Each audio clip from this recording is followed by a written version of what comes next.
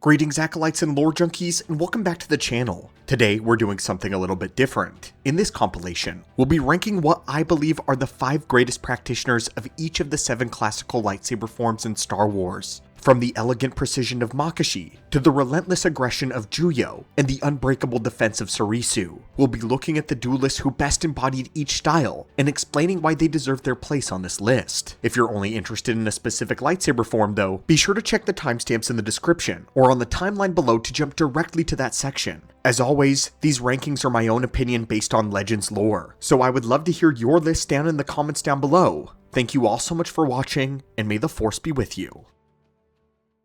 The 7 forms. They are the 7 cornerstones of lightsaber combat. Each one is an ancient system of techniques dating thousands, sometimes tens of thousands of years in Jedi history.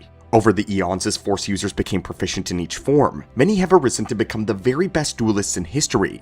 We often talk about who these beings are, and their accomplishments as fighters, but have we truly analyzed the hierarchy of duelists within every specific form? Greetings again acolytes and lore junkies, and welcome to the archives. In today's holocron, we are beginning the first of a brand new series, where we will be breaking down and taking a look at the top 5 practitioners of each lightsaber form. This video suggestion comes from one of our dedicated acolytes, Co-op Adventure. In their comment, they also recommended that by the end, we should take the number 1 picks from each lightsaber category and rank them to see who is the best lightsaber master. If that's something that piques your interest, then be sure to let us know in the comments below. As an aside, there are a few very important stipulations for this series. Firstly, we are only doing the 7 lightsaber forms. Sub-forms such as Jarkai, Trakata, Trispest, and others will not be getting their own dedicated video. Many of them, Jarkai specifically, are usually supplemental to the primary forms. Secondly, we are keeping it classic. We will not be digging into the 3 retooled styles of Luke Skywalker's Jedi Academy. That means that we're not really going to talk about fast, medium, and strong style, since they're mainly simplified and hybridized versions of the 7.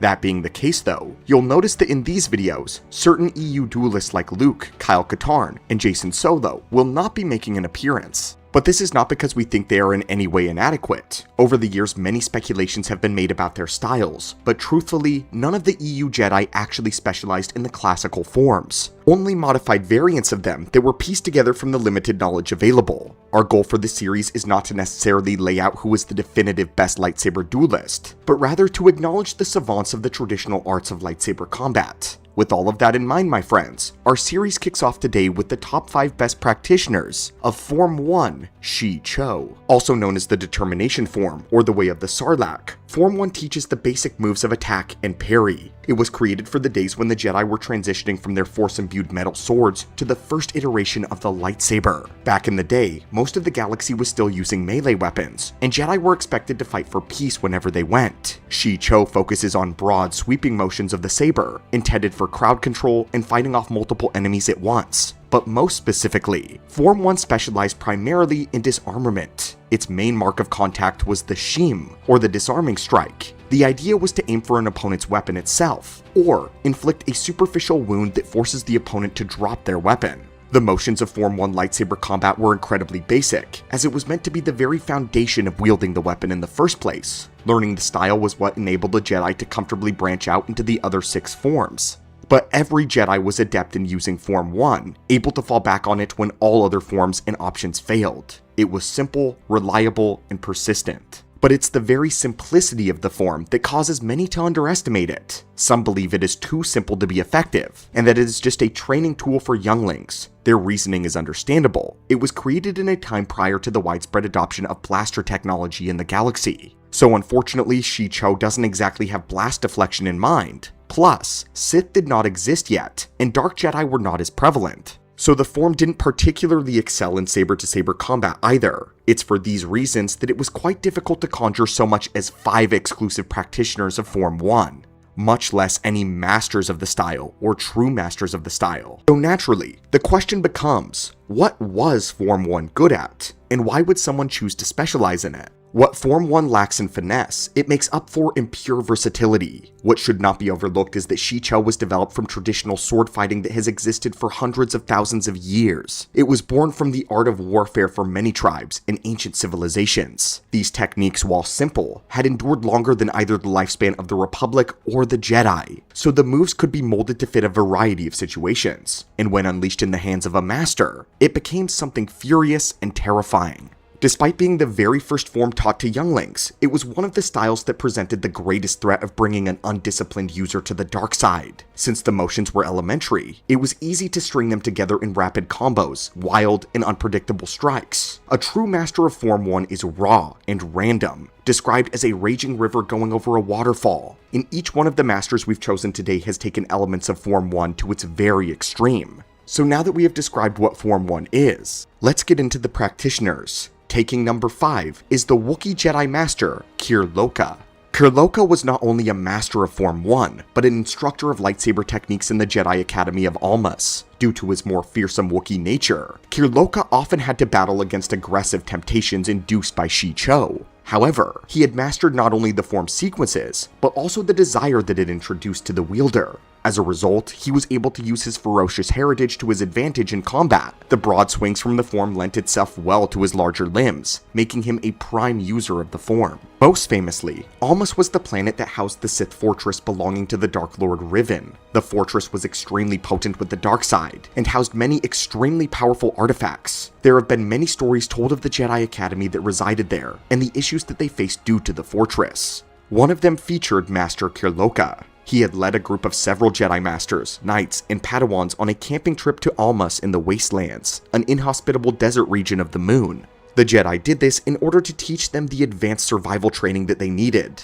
As the Jedi settled in for a night in the desert, the Ithorian Knight Seer Tal Sotin arrived at their camp from a patrol, bearing unexplained wounds, and Kirloka had the other Jedi tend to his injuries. Mid-treatment, the Jedi became overwhelmed by the dark side presence emanating from a Sith fortress situated at the center of the wasteland. What they had not known was that the fortress was now inhabited by a Sith cult known as the Believers, those that had reactivated its sinister effects. Tal Sotin claimed to have had a vision that Kirloka would betray them all, so he attacked him seemingly out of nowhere. Suddenly, almost all of the other Jedi present became similarly overcome by the dark aura of the fortress, and attacked the Wookiee Jedi Master. Due to the advantages of Form 1 against multiple opponents though, the Wookiee Jedi was able to defend himself well enough to escape the onslaught. The fallen Jedi eventually caught up with him though, and the Wookiee sent a surviving Padawan to hide while he made a final stand against the attackers. Standing among the bodies of several of his fallen comrades, Kirloka wielded 2 lightsabers in frantic combat against Tal Sotin and 2 other Jedi Knights. The Wookiee was fighting defensively, attempting to avoid harming his former colleagues while staying alive. A group of adventurers at the time, known as the Heroes of Kolorin, would actually hear Kirloka's roar and came to his aid. With help from the agents, the fallen Jedi were eventually subdued. In the aftermath of the ordeal, Master Kirloka would lead an expedition to the Almas Sith Fortress, where they drove out the Believers' cult and discovered a Sith artifact known as Pulis. This was primarily responsible for their issues. The Wookiee and his Jedi then had to defend the artifact from several attacks made by the Believers in order to steal the artifact back. But eventually, he had it ferried to Coruscant, where it was kept there safe within the Jedi Temple. Kirloka would unfortunately meet his end during the Clone Wars when he attempted to thwart the plan of a Dark Jedi, Rake Moon. Rake had unleashed some creatures known as Salaks aboard the diplomatic vessel that Kirloka and the fellow Jedi were riding on. The Salaks were Sith spawn creatures, with the capability of enraging any being that so much as touched them. They would induce a blood rage into the very delegates the Jedi were trying to negotiate with, causing them to attack the Wookiee Jedi. Forced to fight against both the Salak and the delegates without harming them, the Wookiee unfortunately sustained multiple injuries and would die after a very long, drawn-out fight. We don't get very many Wookiee Jedi, and each time we do it's a real treat to hear their stories. Up until now we hadn't been aware of Kirloka or his story, so finally getting to add him to the Wookiee Jedi list and knowing that he was a Form 1 Master is a 2-for-1 victory. But let's continue. At number 4, we have Lucien Dray. Lucien Dray was a Jedi Master during the era of the Mandalorian Wars, but all of you would most likely know him as the one who led the Padawan Massacre. As the son of the Jedi Knight Barristan Dray and the Jedi Master Crinda Dray, Lucien was born to the heir to the elite Dray family, a dynasty of wealthy financiers. Barristan Dre was killed in the Great Sith War of Exar-Kun when Lucien was very young, and he was left to be raised by his mother, a famed Jedi seer. After several years removed from Jedi affairs entirely, Krinda began training a new class of young seers. Distraught by the death of her husband, she became obsessed with the notion that one day that the Sith would return, and she intended to prevent that day by any means necessary.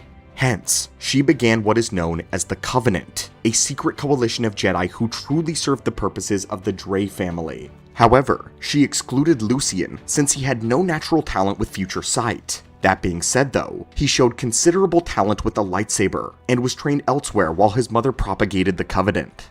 After Lucien grew into an extremely capable Jedi Knight, he was welcomed into the fold formally. Dre served as the hand of the Covenant, their primary protector and defender. Soon though, he would come to lead them on the field of battle. While we don't have many feats for Lucien, he was so talented with Form 1 combat that he was capable in taking on every member of the Covenant simultaneously in a sparring match. But what keeps him low on this list is his ultimate loss to his own Padawan. In the years before the Mandalorian Wars, Dre and the Covenant were assigned to the Jedi Tower on the planet of Taris.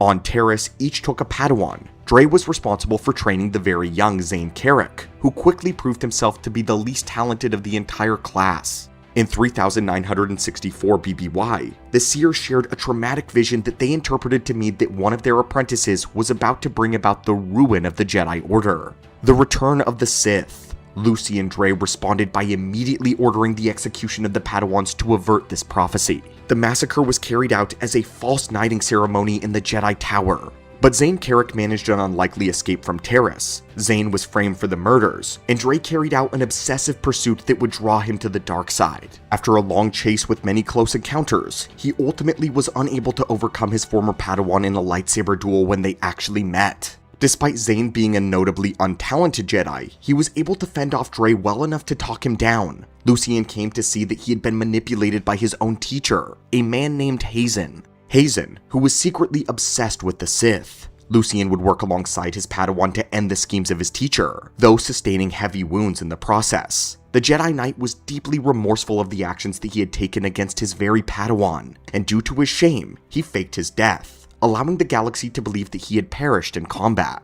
In reality, he departed the Jedi Order and retired to a private moon in the Outer Rim. For number 3, we have placed Kento Merrick. Kento was the father of Galen Merrick, who would go on to be trained by Vader and became Starkiller. Kento may be one of Darth Vader's most famous Jedi kills, simply because of what resulted from it, but we've decided to place him at number 4 on our list because of what his Shii-Cho allowed him to achieve in his very brief biography. Let's take one thing into account first. Despite Form 1 not being specialized in blast deflection, Kento Merrick was adept enough to have not only have survived the Clone Wars, but Order 66 as well. He was found by Vader on the planet of Kashyyyk, acting as one of the Wookiees' primary resistance leaders. There were a great many Jedi who found sanctuary on Kashyyyk, and Vader had been there once before in the first months of 19 BBY. But he hadn't gotten all of them, because he was forced to return the following year to do the actions of Kento. Kento Merrick was a powerful and a disciplined Jedi, having successfully rallied the Wookiee population into an uprising against the Empire. It was an uprising that might have been successful had Vader not arrived when he did. Even though Kento never stood a chance against the Dark Lord of the Sith, he put up an admirable fight. In terms of force potential, he was no slouch, able to pull TIE fighters straight out of their flight path and direct them towards Vader. And of course, we can't neglect the fact that his force potential combined with his Jedi wife's would create Galen Merrick, one of the strongest force users in all of Star Wars lore. But we're not here for force abilities, we are here for the blade. And in that realm, we cannot ignore that Kento Merrick put up a great fight.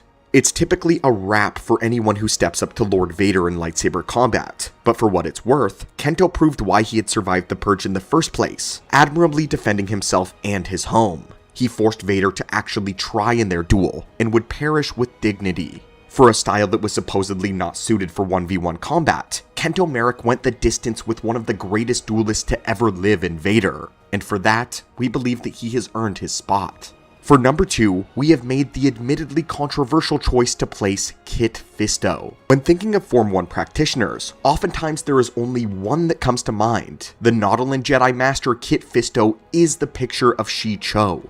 He was considered one of the Jedi Order's finest duelists during the Clone Wars, and for a while, Obi-Wan believed him to be a superior duelist to himself. In fact, following his loss to Dooku on Geonosis, Kit was the person that Kenobi trained with the most to help improve his skill with the lightsaber. At first, he could tell that Kit Fisto was even holding back against him. Despite Obi-Wan having been trained by Qui-Gon, it was a while before they were actually dueling on even ground, enabling Obi-Wan to become the master that he is today. It is Kit who explains the aspect of Form 1's danger of the dark side. He explained how he had to confront that fact each and every time he pushed himself in a duel. He had to grow more wild, sink deeper into the randomness to become the perfect warrior. This was partially the reason why he always wore his iconic smile. It relaxed him and allowed him to just go about the flow of battle instead of being swept up by the chaos of Shii-Cho.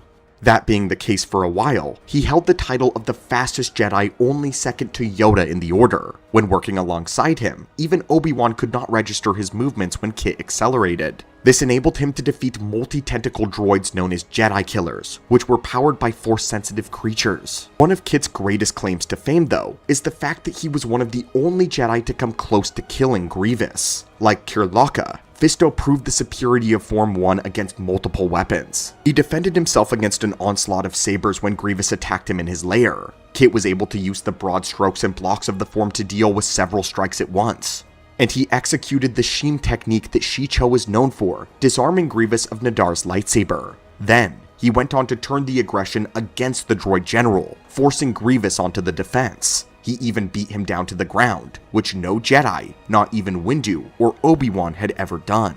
Ultimately, Grievous only survived because his Magna Guards arrived and forced Kit Fisto into a full retreat. To put the cherry on top, the Nautolan Jedi was one of the few that Windu trusted to join him in arresting the Dark Lord of the Sith, with Windu believing that Fisto would help them defeat Sidious, and despite how quickly he died, Kit was still the last one to be struck down out of the initial group. In the novelization for Revenge of the Sith, which contains the original version of the duel, Fisto lasted even longer, only perishing the moment that Anakin was arriving. After placing the poster boy of Form 1 in second place, I am sure you're all wondering who we have selected instead as number 1. And in our humble opinion, the spot should go to Grandmaster Adrista Pina, also known as the Green Blade.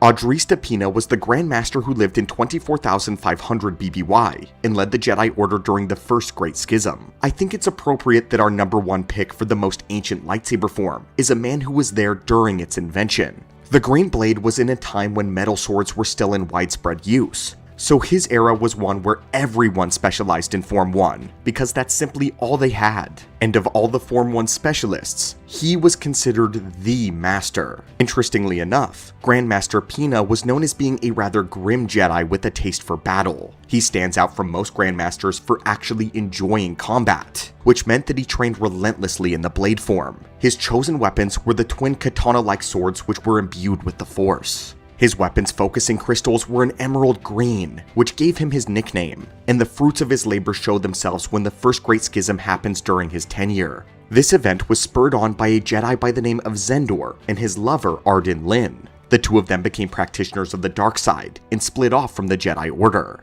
taking with them a large sum of followers. They became known as the Legions of Leto and attempted to live at peace with their Jedi brethren. However, the light and dark could not coexist for long, and eventually, war erupted.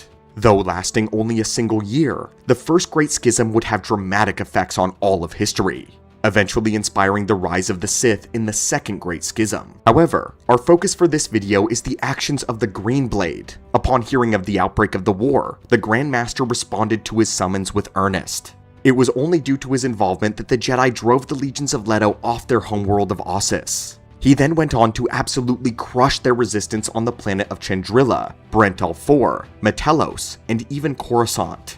Battle after battle, Grandmaster Pina eliminated and annihilated the competition. He was unstoppable, even against Zendor himself. These two finally met in combat during the Legion's last stand on the Battle of Colomus, where the Grandmaster slew the Dark Jedi leader in a duel, bringing the war to an end. However, one survived, Arden Lin. She had been trusted with Zendor's most prized possession, the Kashi Mare Talisman, a powerful Force artifact. Pina personally pursued Lin to the planet of Urkala, where he intended to end the Dark Jedi's influence once and for all. While the Grandmaster defeated Lin in combat, his blade shattered against the power of the talisman. The shards of his own weapons critically wounded him when they flew deep into his body. However, the green blade used the last of his energy to execute the rare Jedi Morchiro technique. This slowed the vitals of Arden Lin, ceasing all of her bodily functions. This brought her to a state of near death. She was only preserved by the power of the talisman, which enabled her to survive by inducing a deep hibernation. Given his battlefield accolades, which far outclassed those shown by anyone else on this list, it is safe to say that, at least in our opinion, Grandmaster Pina is the master of Form 1 Shii-Cho. But what do you think of this list, my friends? Do you think that we put Fisto in the wrong position? And are you excited when we explore Form 2 Makashi next? Comment down below your favorite picks from the masters of Form 1 Shii-Cho. And thank you again to Co-op Adventure for this inventive idea. As always, thank you all so much for watching and supporting the channel, and until next time, may the Force be with you, and have an amazing day.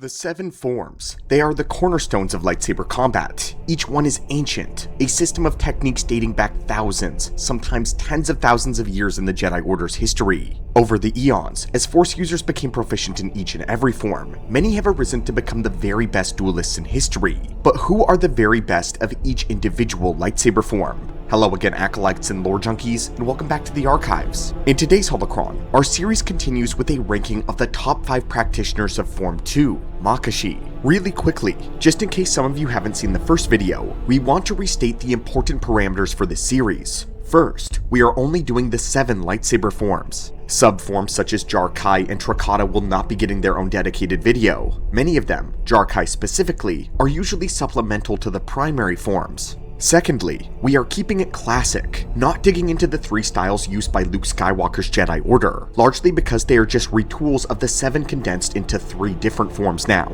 That being the case though, you'll notice that in these videos certain EU duelists like Luke, Kyle Katarn, and Jacen Solo will not be making an appearance. This is because very few of the EU Jedi actually specialized in the classical forms, only modified variants of them that were pieced together from the limited knowledge that they had available. Our goal for this series is not necessarily to lay out who is the definitive best lightsaber duelist, but rather to acknowledge the savants of the traditional art of lightsaber combat. With all of that said, let's get right into it. Form 2, Makashi, also known as the Contention form or the Way of the Ysalamiri, is the form that specifically and explicitly was meant for saber-on-saber dueling. There is no other lightsaber form that places such emphasis on battling another Force user, and that may explain why our list is largely dominated by the Sith Order. Form 2 was created during a time when encountering Dark Jedi had not only become unavoidable, but routine. While no exact date on its creation has ever been given, it reached its zenith during the 100-Year Darkness, the war that would give birth to the Order of the Sith. It was created out of pure necessity, which is why it was so practical and effective. Elegance, precision, balance. These are the cornerstones of Makashi. The direct and tight motions were expressly meant to counter the broad strokes of Form 1 Shii-Cho. The first form had been geared towards multiple opponents, crowd control, and disarmament. This was usually achieved through the mark of contact known as the sheem, which was a superficial cut or a burn made with the edge of the blade for the purpose of disarming an opponent with as little lethality as possible. While disarmament remained a priority for Form 2 practitioners as well, Makashi made the difficult acknowledgement that some opponents simply cannot be stopped when they lose their weapon. Some opponents must lose their life as well. To know Form 2, one must become an expert in the 2 fundamental points of contact, the Shien Djem and the Shiak. The Shien Djem is the extremely precise motion of slicing the opponent's weapon without ever touching their body, or if one is able to parry it out of their hand, that too is a Shien Djem. The Shiak, however, is the first indicator of Form 2's lethality. It is the clean piercing of an opponent's body with the blade point. The Jedi believe that this merciful execution is evidence that one is in control of the Force, and the Force is in control of them. Dooku himself noted this as the signature move of a Makashi master. Form 2 blade work encouraged accuracy and efficiency over power. It utilizes jabs, parries, and light cuts rather than slashes, blocks, and chops. The blade manipulation required for this form was very calculated, requiring intense focus and expert timing. It was described as elegant, reliable, and precise, relying on feints to confuse and trap opponents. These refinements allowed a user of the form to attack and defend with minimal energy expenditure. Makashi also placed a great deal of emphasis on footwork in both attack and defense. The footwork of Form 2 practitioners was fluid and smooth, bringing together a perfect unity of blade and body alike. Some have described masters of the form moving as if they were dancing, a perfect waltz with death itself as their partner. In both our world and in the galaxy, it is most closely associated with fencing, but beneath the surface, it is so much more. While the style itself prefers a single blade, one can use Makashi with twin sabers, a saber staff, or a saber pike. It's not the emulation of movements, it's about direction, balance, and discipline. And for this reason, Makashi practitioners were also uncommonly adept at defending themselves from force-based attacks as well. These elements combined to create a lightsaber form that was extraordinarily effective for lightsaber combat against a single enemy. But from that sentence, one can likely determine its weaknesses as well, which were substantial enough for it to fall entirely out of fashion. First, as a form geared for the gentlemanly duel, it was not adept at blast deflection. That's not to say it was incapable. Many Makashi masters have been seen deflecting blasters just fine, but even Dooku has been quick to stand out or retreat when faced with a multiplicity of ranged attackers. This is the primary reason that many deemed the form to have been obsolete. And in the more modern Star Wars era, it is often only practiced as a discipline rather than a serious lightsaber form. Only a very small handful of Jedi made it their main focus, and each one was met with both great respect and curiosity for their choice. Secondly, it was most potent when against a single enemy, but was reduced in effectiveness when against many. This, however, can be circumvented with one's mastery. A true Makashi virtuoso will eventually acquire the skills to isolate opponents, or move in such a way that they manipulate their attackers into getting into each other's way. Then one can take them down one at a time. But thirdly, Form 2 conceals a flaw that can become detrimental in the right scenarios. Its footwork and emphasis on blade control often keeps it from being able to generate kinetic energy and momentum.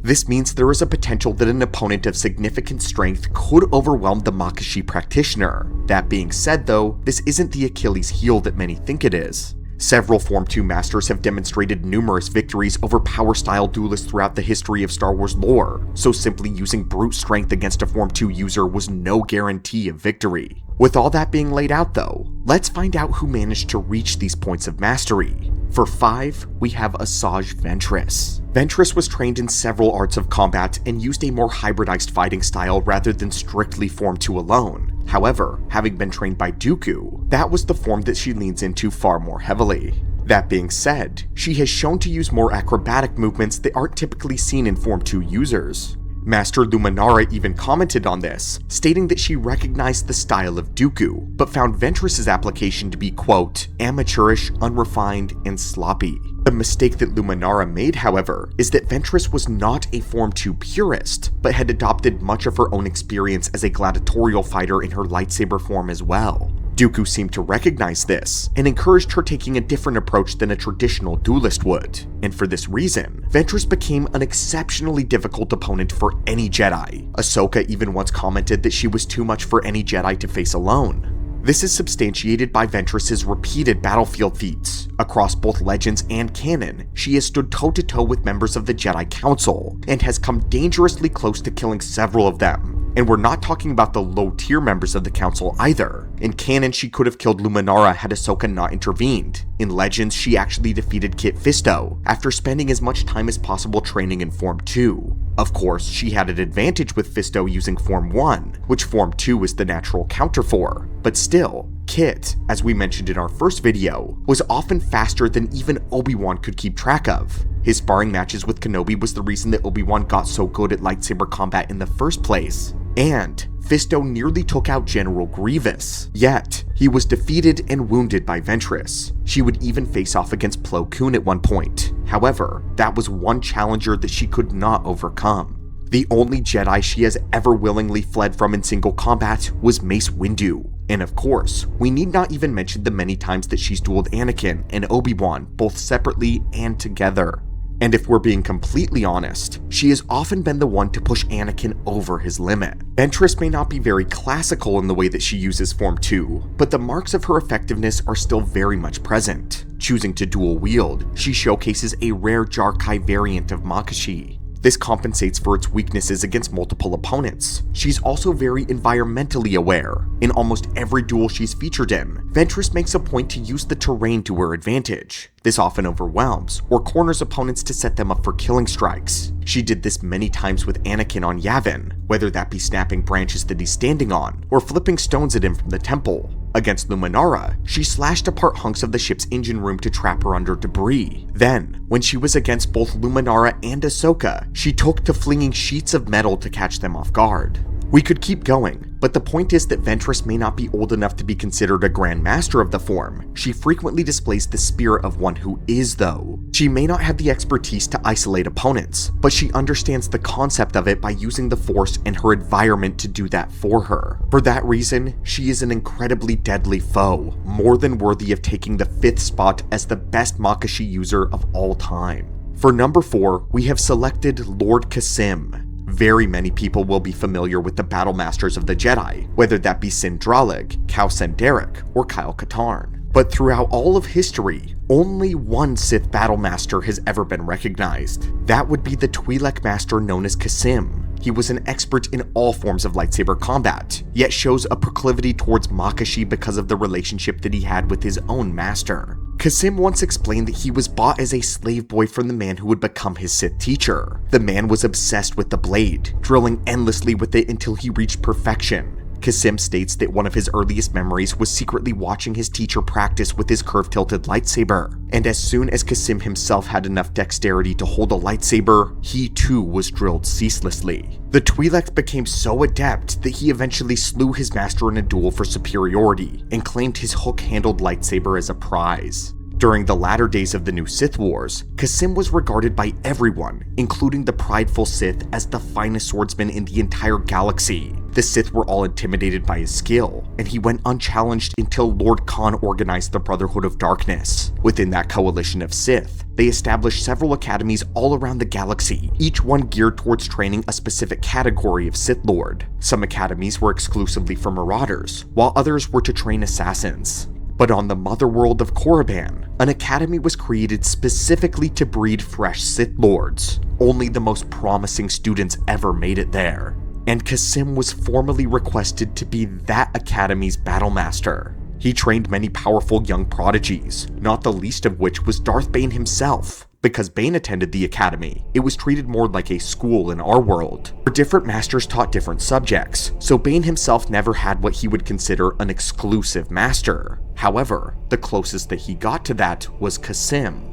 After Bane suffered humiliation in the class's dueling ring, he became disgraced and lost both power and prestige. But one night, he begged Kasim to train him privately so that he could reach prominence again. The Twi'lek Master agreed, seeing the promise within the young Sith Lord, and so, after hours, the two drilled endlessly until Darth Bane became one of the most terrifying duelists the galaxy had ever seen. And upon Bane's graduation, Kasim awarded him with a personal gift, the hook-handled lightsaber of his own master. Bane would go on to use that same lightsaber until the day that he died. Kasim was a fearsome opponent when fighting seriously.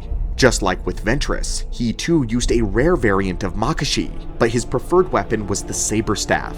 He didn't quite twirl it around the way other double-bladed lightsaber wielders do. In his hands, it was a versatile weapon with direct motions. However, he would divulge to Bane that the secret weakness of the saber staff was that it didn't have the range of motion that a single lightsaber did, and it struggled to perform thrusts, which was Makashi's main tool. That's why Kasim kept a secret from every Sith Lord that he trained, including Bane, until the moment was right. His use of using a saber staff was his way of intentionally holding back. Despite his terrifying reputation, he was never actually at full skill level, not until he separated the staff into a dual-wielding Jarkai variant. No other Jedi or Sith had lived to tell his secret after he unveiled the truth of his weapon. And when the time came that he fought Darth Bane to the death, even Bane became completely overwhelmed by Kasim's secret skill. Bane never defeated him in a blade-to-blade combat test, but instead had to kill him using the Force. Lord Kasim might just be one of the most underrated duelists in all of Star Wars lore, so we're pleased to give him his flowers here and hope to do a full video on him soon.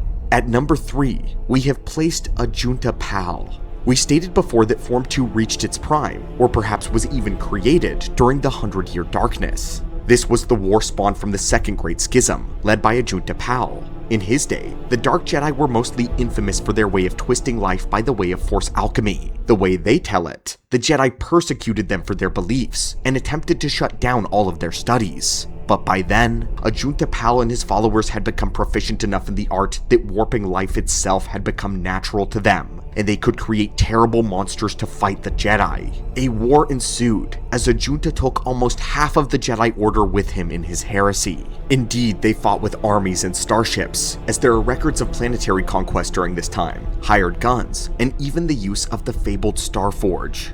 And of course, they used alchemically created beasts such as Leviathans to serve as their superweapons. But the real warfare happened with the blade. And in that time, the 7 forms did not exist yet. We're not even certain that so much of 3 of them existed, as Soresu makes its appearances in the lore much later in the timeline. Their only option for dealing with fellow Force wielders was the contention form. Battles would have been incredibly unique experiences that we haven't actually seen before. Massive saber-wielding armies would have charged straight into one another, intermingled, and then Jedi and Dark Jedi would have paired off into isolated single duels. We might have even seen it less like a battle of armies, and more like a massive ballroom dance. Each partner dueled each other to the death, then switched partners to do it again. This means that becoming adept at Form 2 was not a novelty, it was survival of the fittest. Every being alive, light or dark, would have been proficient with the saber in a way that would put all modern duelists to shame. So to be considered a good warrior in that day was a level almost beyond our conception, and Ajunta Pal remained the Dark Lord because he was acknowledged by all other Dark Jedi as the strongest. In the end, the Battle of Corbo saw the Dark Jedi's number dwindle all the way down to 12. So any number of the remaining 12 Dark Jedi could technically be a consideration for this list, since they were the survivors of the bloodiest battle of the 100-Year Darkness. They were exiled from the Republic and got their start anew on Korriban, where they met the Sith pure-blooded race. On that world, Ajunta continued to prove his dominance over the exiles by remaining in power, and he would even undermine and defeat the Sith King who ruled over Korriban for a time, establishing his own reign in his place. To take the idea of his expertise even further, we have reason to believe that the exiles, then known as the Genji Dai, were the ones to first pioneer modern lightsaber technology.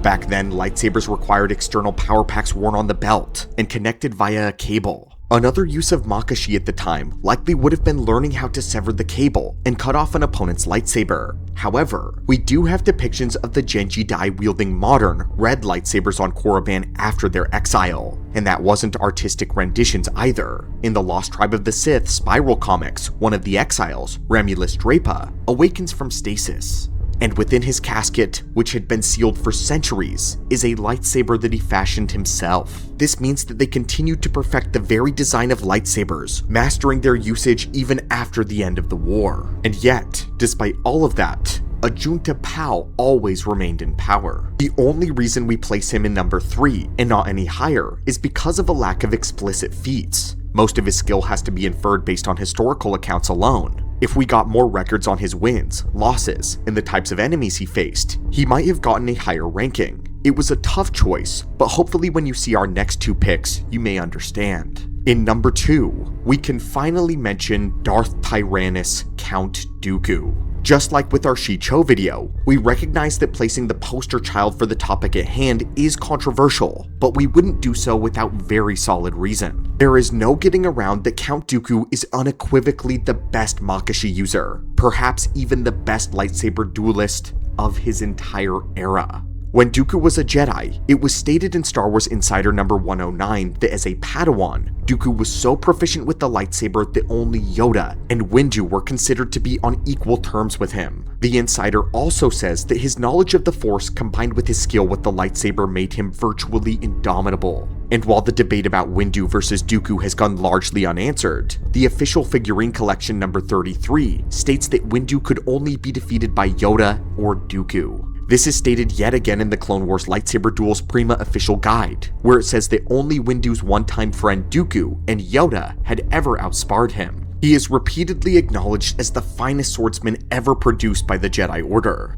and there is a strong possibility that Dooku's Makashi exceeded even that of Yoda's. For those of you who may not know, Yoda is known to have fully mastered all 7 forms of lightsaber combat over the course of his 900 years. He preferred Ataru because it suited him so well, but he had a full expertise in all of them. But the librarian Jocasta Nu once stated that Dooku, in the old style of fencing, had no equal. This suggests that, at least in terms of Form 2 specifically, Dooku surpassed Yoda's study of it. Perhaps that may be a bit of a reach, but there is no denying that Dooku stalemated the Grandmaster on Geonosis, and this being a massively impressive feat. The fact is reinforced by multiple sources, including even George Lucas himself. In official Star Wars Fact File number 68, we are given insight into Palpatine's own views on Dooku's skill. Apparently, it was Dooku's mastery of Form 2 that became a major consideration for Sidious when selecting him as his next student. He was fully aware that his apprentice would eventually engage in duels against other Jedi, and he believed that Dooku's emphasis on the purity of the blade was a tremendous advantage. He did not want a repeat of Darth Maul, who died before his time.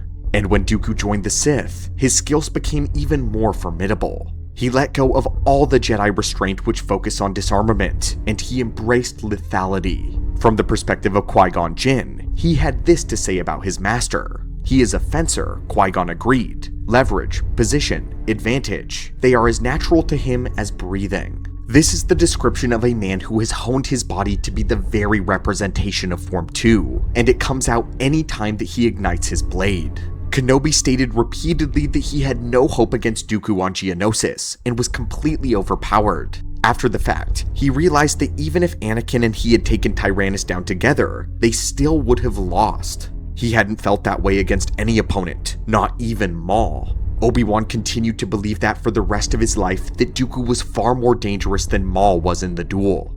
Even Sidious at one point began to feel somewhat intimidated by Dooku's skill, despite it being such an archaic style. And if we need even more evidence of his superiority, we need only look at his students. Qui-Gon ranked among the finest combatants in the entire Jedi Order. Komori Vosa was able to single-handedly take over and run a crime syndicate unchallenged. Ventress earned a spot on this list, being trained well enough to take on council members. General Grievous was one of the most proficient Jedi killers in history, and in the brief time that Dooku trained Savage, he ended up becoming skillful enough to fight council members as well, killing Adi Gallia and coming close to killing Plo Koon in the comics. And yet, Dooku could easily not just defeat, but humiliate any of them.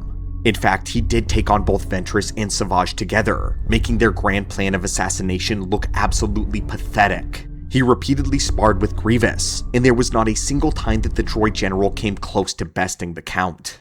Even when Dooku was drugged, and facing off against invisible Night Sisters with Ventress among them, Dooku still triumphed. The Sith remained deadly well into his old age, which turned out to be his detriment. Despite spending the Clone Wars as the most feared man in the galaxy, both age and the dark side's degradation took its toll on him.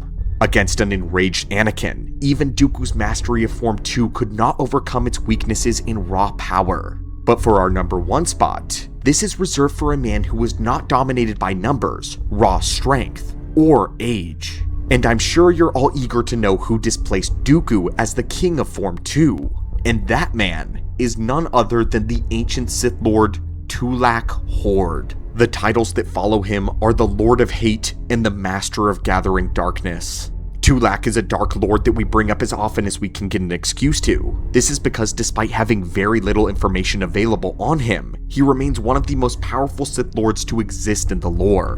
Based on the eyewitness accounts of his Deshade assassin Kem Val, Tulak Hord was capable of taking an entire army of Jedi on by himself. The assassin recalls with great detail his former master single-handedly breaking off Jedi sieges on the planets of Yin and Kabosh. And in the aftermath, well over 1,000 Jedi bodies lay dead at his feet. Kreia once mentioned Tulak Hord to Mitra Surik. Upon inquiry, she stated that if she were to face an ancient Sith Lord in combat, that she would learn that they are as children playing with toys compared to the prowess of the old masters. It's important to note that Kreia was herself an expert duelist and the master of Revan. She also lived in an era of some of the greatest warriors listed in history, yet she stood firm on the idea that they were like children in the face of the ancients. But about Tulak Hord, she says this: he was the greatest lightsaber duelist of the Sith Lords, and he was considered remarkable even for his time, when many true lightsaber masters lived. But here's what truly gives him his terror in our eyes. Our first documentary, Origin of Evil, goes over everything there is to know about the 12 exiles who began the Sith Order. Compiling all the information we could find against all mediums of lore, plus some very convincing theorization, we were able to name almost every one of the exiles. And based on several pieces of circumstantial evidence, we have reason to believe that Tulak Hord was one of them.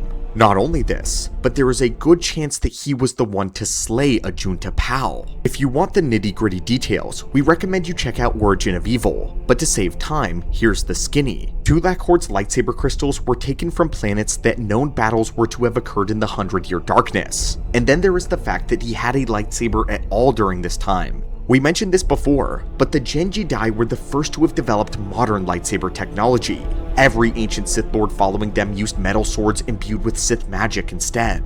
Tulak is the only ancient Sith to have continued using a lightsaber well into the reign of the Old Empire. The only recorded ancient Sith to have had lightsabers were the other exiles. And finally, there's Tulak's armor. In Tales of the Jedi Golden Age of the Sith number 0, there is a flashback depicting a Sith Lord wielding a lightsaber in red armor ruling over the Sith purebloods. In the Old Republic's description of Tulak Hord's armor, it states that it has been, quote, blackened with age, indicating that it was once a different color entirely, possibly red.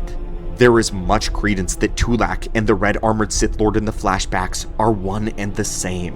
And if that is the case, then he is the armored warrior seen in a Sith holocron who slays Ajunta Pal. Truthfully, it can be hard to accept, especially since the 100-Year Darkness ends in 6900 BBY, and Tulak Hord died in 5300 BBY. However, it is a known fact that the Genji Dai used alchemy to extend their lives unnaturally, achieving near immortality, hence why they were able to sustain a war for a century, and then go on to establish an entire empire afterwards. And that was one of the secrets that they tore themselves apart trying to achieve. So it is not unreasonable to assume that Hord lived for over 1,000 years, reigning over the Sith Empire. And of course, if he is the slayer of Ajunta Pal, then he defeated one of the strongest users of Makashi in history. We know many of you may see all of our claims about Tulak Hord as supposition, but we are firmly convinced by the evidence that we've collected here. And with that being the case, we cannot avoid placing Tulak Hord as the champion of Form 2 lightsaber combat. We believe that of anyone, Tulak has earned this #1 spot. But if you disagree, then by all means, tell us your thoughts in the comments down below. And also, let us know if you're enjoying this brand new series and want to see us continue with Form 3. Until next time, may the Force be with you, hit that subscribe button if you haven't already, and have an amazing day.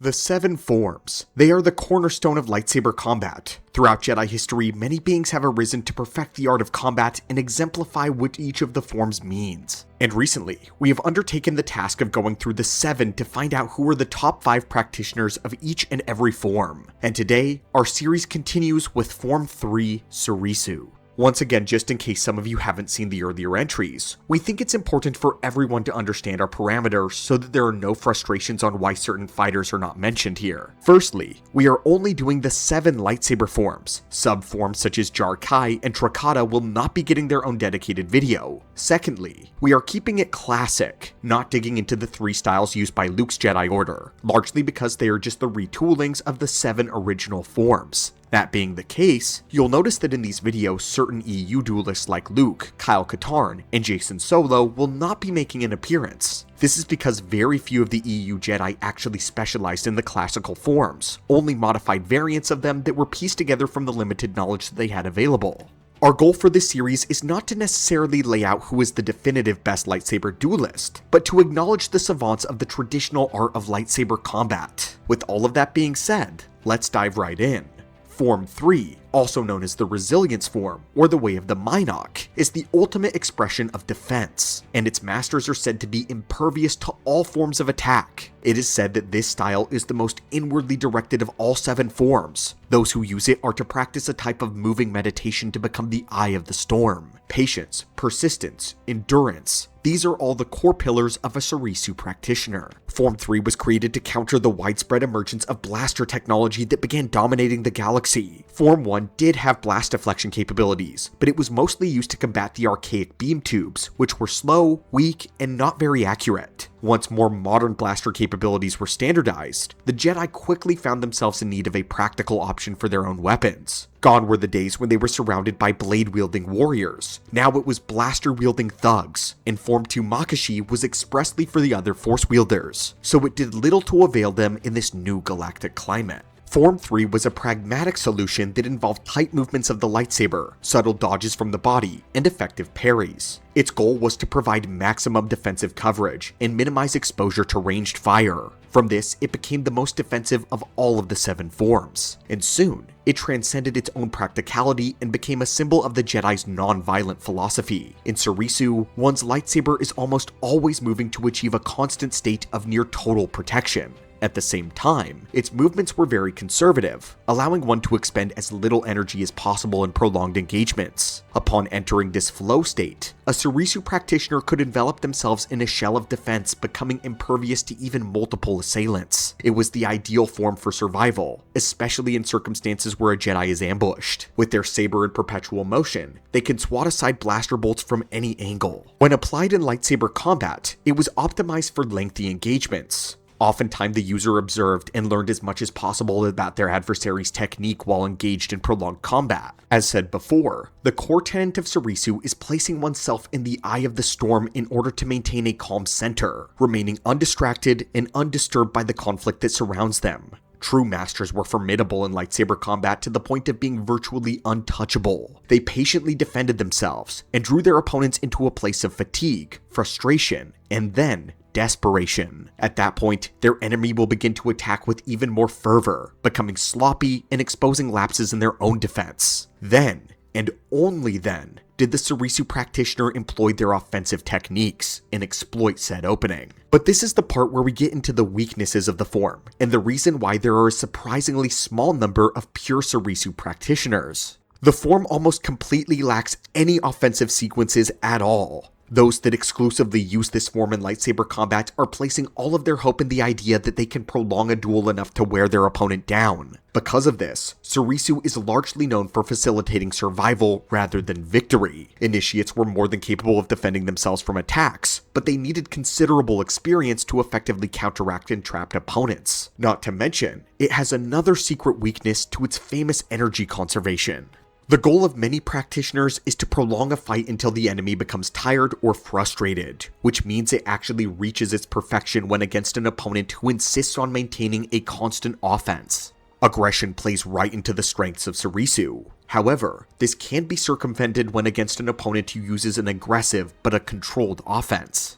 If one tempers their powerful attacks with caution and restraint, they can turn Soresu's ideology against its user and wear them down instead. But with that being laid out, who are the top 5 masters of Form 3?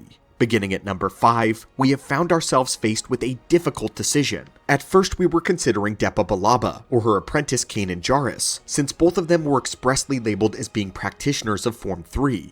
Depa herself was stated to have mastered the form. However, we don't like to go based off of purely lip service if we can help it. When analyzing feats, it's clear that both of them are found lacking in a way that would feel distinguishable from others put on this list. Depa has lost almost every duel she's ever been put in, and the times when she has proven her strength, it's been because of her mastery of Vaapad, not Soresu. She wasn't even capable of taking on Grievous, though her skills at least allowed her to survive him. Yet, we give her negative points because she was taken out by a squad of clone troopers, the very blaster-wielding enemies that a Soresu master is supposed to be impervious towards. Kanan Jarrus is a very respectable Jedi who deserves acknowledgement for his accomplishments despite his very limited training, but a good duelist he is not. Most of the time, Kanan's survival against opponents seems based purely on luck and the help of his friends. He is picked apart by almost any opponent he faces at the lightsaber. His one victory over the Grand Inquisitor came as a result of him utilizing Jar Kai, not Soresu, and he was the one on the attack most of the duel. So to find someone to kick off our list, we have decided to find anyone who exemplifies the tenets of Form 3 better than these two, and we have landed on Barriss Offee. Trained by Master Luminara, Barriss is a shockingly skilled Padawan for her age. We must first recognize that she was one of the very few Padawans to have survived the Battle of Geonosis. She was present both in the arena itself and the ground battle afterwards. Many Jedi Masters did not make it out of the arena, yet Offie's considerable skill in the defensive form availed her against the droid onslaught until rescue. During the Clone Wars, she never had an issue when encountering battle droids, and gained a reputation as being an incredibly reliable Jedi. Though it does seem that Luminara trained her to utilize aggressive sequences when necessary, though discerning what form she is using when she attacks is tricky. Twice, she came close to defeating Ahsoka Tano, a Form 5 user. It's possible that she's not supplementing Soresu with another form at all, but has been taught attack sequences purely from Luminara's own experience. But we have a different theory, which we will explain in just a moment. What actually lands Barriss on this list is her performance against Anakin. Given Anakin was trying to not actually injure her, but she still manages to give him a runaround for a second, and she manages to actually land several solid hits on him in a time when he was starting to reach the apex of his skill. When actually analyzing the duel, Barriss is still largely on the defense, using a Jar-Kai variant of Soresu. And this is where our theory on her offensive capabilities comes in. Jar-Kai is not simply the art of wielding more than one blade, but it also has its own sequences as well. It was originally a sword style created separately from the Jedi Order that they simply adapted into their own lightsaber combat system, so it has its own offensive maneuvers that can be used with either dual or single blades. Our theory is that Barriss trained in Jar-Kai, and occasionally supplements her Soresu with its more aggressive sequences to give herself more offensive options. Either way, she performed admirably against Anakin, an Anakin that was reaching the height of his career, and the fact that she not only survived the main bulk of the Clone Wars, but maintained herself in a duel at all against Skywalker, is a testament to her skill in Form 3. For number 4, we have landed on Cal Kestis. This may be a curious choice to some, as Cal is by no means a Soresu purist. In fact, we would say he errs on the side of Niman with just how many styles that he mixes together, but upon taking a look at the situations that he finds himself in, the feats that he's displayed, and the philosophy behind the Fallen Order series combat gameplay, we've deduced that he is an adept user of the Resilience form. Utilizing either a single blade, dual blade, or saber staff, Cal is capable of taking on a multiplicity of blaster-wielding enemies at once. And he has regularly marched straight through auto turret fire using the classic Soresu orbit techniques. Again and again, Cal has found himself surrounded by highly skilled opponents, all using a myriad of different weapons such as blasters, bladed weapons, or stun batons. And each and every time he maintains a patient defense, waiting for his opponent to attack before he defends and then counters. In fact, out of universe, the parry and attack repetition is the foundation of how combat works in those games. We would venture to say that having a solid defense is paramount to progressing at all. In universe, Kestis has defeated several Purge Troopers, all wielding weapons meant to kill Jedi, powerful melee droids, and magic-enhanced Night Brothers. In the same breath, he has also deflected blaster fire from Imperial walkers and gunships. On occasion, he's done all of those things in quick succession, proving his ability to conserve energy. Even when he's facing saber-wielding opponents far out of his league, Kestis always manages to snatch victory out of the jaws of defeat. His first 2 encounters with the second sister ended in defeat, yet he still managed to escape, and she would even praise his skill each time they dueled again. He was able to defeat the 9th sister twice despite her hulking size and her strength advantages. Cal also contended quite well against the Dark Jedi Master Terran Malicos, and only required assistance when it came to his overwhelming force powers. But Cal's greatest feats with the lightsaber was his ability to defeat Rayvis and Dagan Gera. Rayvis himself requires multiple Jedi Masters working together to do so much as put him down, and while Rayvis' power was somewhat reduced after decades of stasis, he was still an incredibly formidable opponent.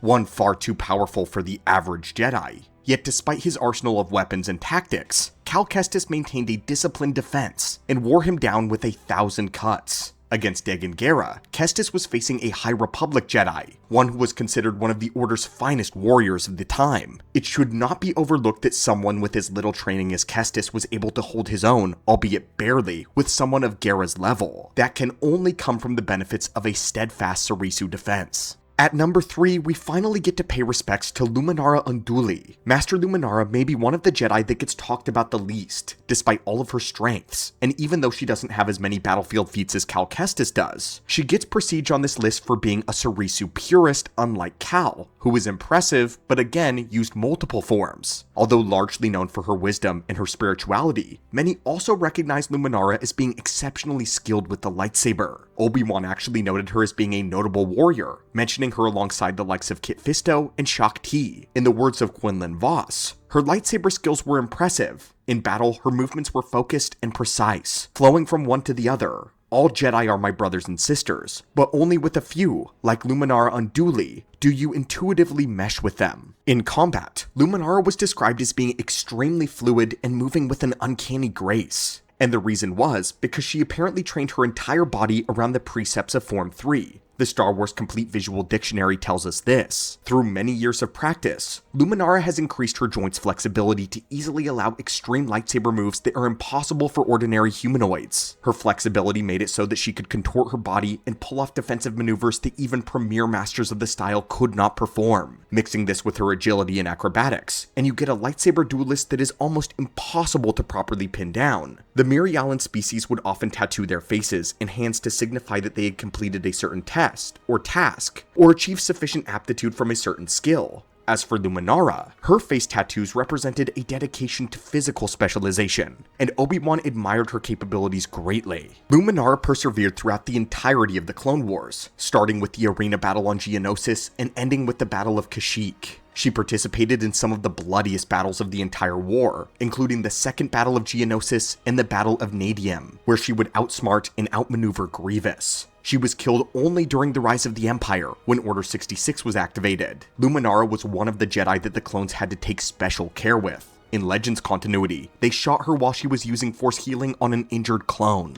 Because she was so intensely focused, she didn't sense it coming and never had a chance to defend herself. In canon, it's unknown exactly what her fate was, but she was never shot down by the clones. Instead, she was captured by the Empire and eventually executed, presumably by the Grand Inquisitor himself. One of her only duels in lore is against Ventress during the early phase of the Clone Wars, and unfortunately, she doesn't do quite well in that fight. Though it is clear that she's more than a match for Dooku's assassin, even pointing out problems in Asajj's style, and goading her into a reckless attack. Of course, in our Form 2 video, we decided that Luminara's assessment of Ventress's style was ultimately a flawed one, but it still points to her competency in lightsaber combat and her knowledge of the other forms. But when aboard the ship, Luminara is able to expertly defend against Ventress's blades, but falls victim to the assassin using her environment. By damaging one of the coolant tanks, Luminara is partially blinded by steam, and this later leaves her open to Ventress trapping her under falling debris. Nevertheless, Luminara is someone who has rightly earned her place on the Jedi Council, and on this list as an exemplary user of the Way of the Mynock. Cutting in at number 2, we wanted to place Darth Zana. This entry is particularly fascinating purely because Zana is the only named Sith to have specialized in Form 3 Soresu in all of the lore. Its tenets and ideology seemed fundamentally anti-Sith in nature, as they often believed that if one is not attacking, then one is not winning. But the apprentice of Bane was taught a more mature method to this approach. Zana was incredibly gifted in the Force, and had a great aptitude for Sith magic. She was also incredibly cunning, all things that made her Bane's preferred choice for an apprentice. But Bane recognized that she was also a rather small human, and although very athletic, Zana was smaller in stature and lacked sufficient muscle mass to be effective in the stronger forms. Yet, Bane would not allow her to be useless in the duel. He recommended that she specialize in Form 3 as a way of circumventing opponents who will, more often than not, be much more physically powerful than she was. To this end, Bane, a master of the overwhelming Form 5, drilled Zana constantly. He would attack her ceaselessly to ensure that remaining in a defensive posture against a powerful enemy was second nature. She utilized a saber staff to give herself more blades to work with, and her preferred method was the Soresu orbiting technique. She would take the concept of keeping one's lightsaber in constant motion quite literally. If Zana's twin blades were out, they were never still. She would twirl her saber about perpetually, creating a windmilling screen of defense that was impenetrable to even multiple Jedi. While she was certainly capable of attacking with her weapon as well, she often preferred to use the Force to disable her enemy. This created a very unique style of fighting, where she would lull her opponent into making a mistake, and then jump on the opportunity to unleash a Sith spell. Zana's cunning in combat enabled her to take advantage of her terrain, and even her own opponents to gain an upper hand. When dueling a strike team of Jedi on Tython, Zana willingly put herself in a corner so that the two walls would cover her flanks. That way, she only needed to focus on what was right in front of her. In doing so, she was able to outlast two Jedi Masters by playing their styles against each other. Jo Hyun Othone, a user of Niman, was the lesser experienced of the assailants, and she would maneuver her blade in such a way that she constantly got in the way of the Form 5 user Sero Zaj. She did this so effortlessly that she was able to completely relax in combat, while the two Jedi grew increasingly more frustrated.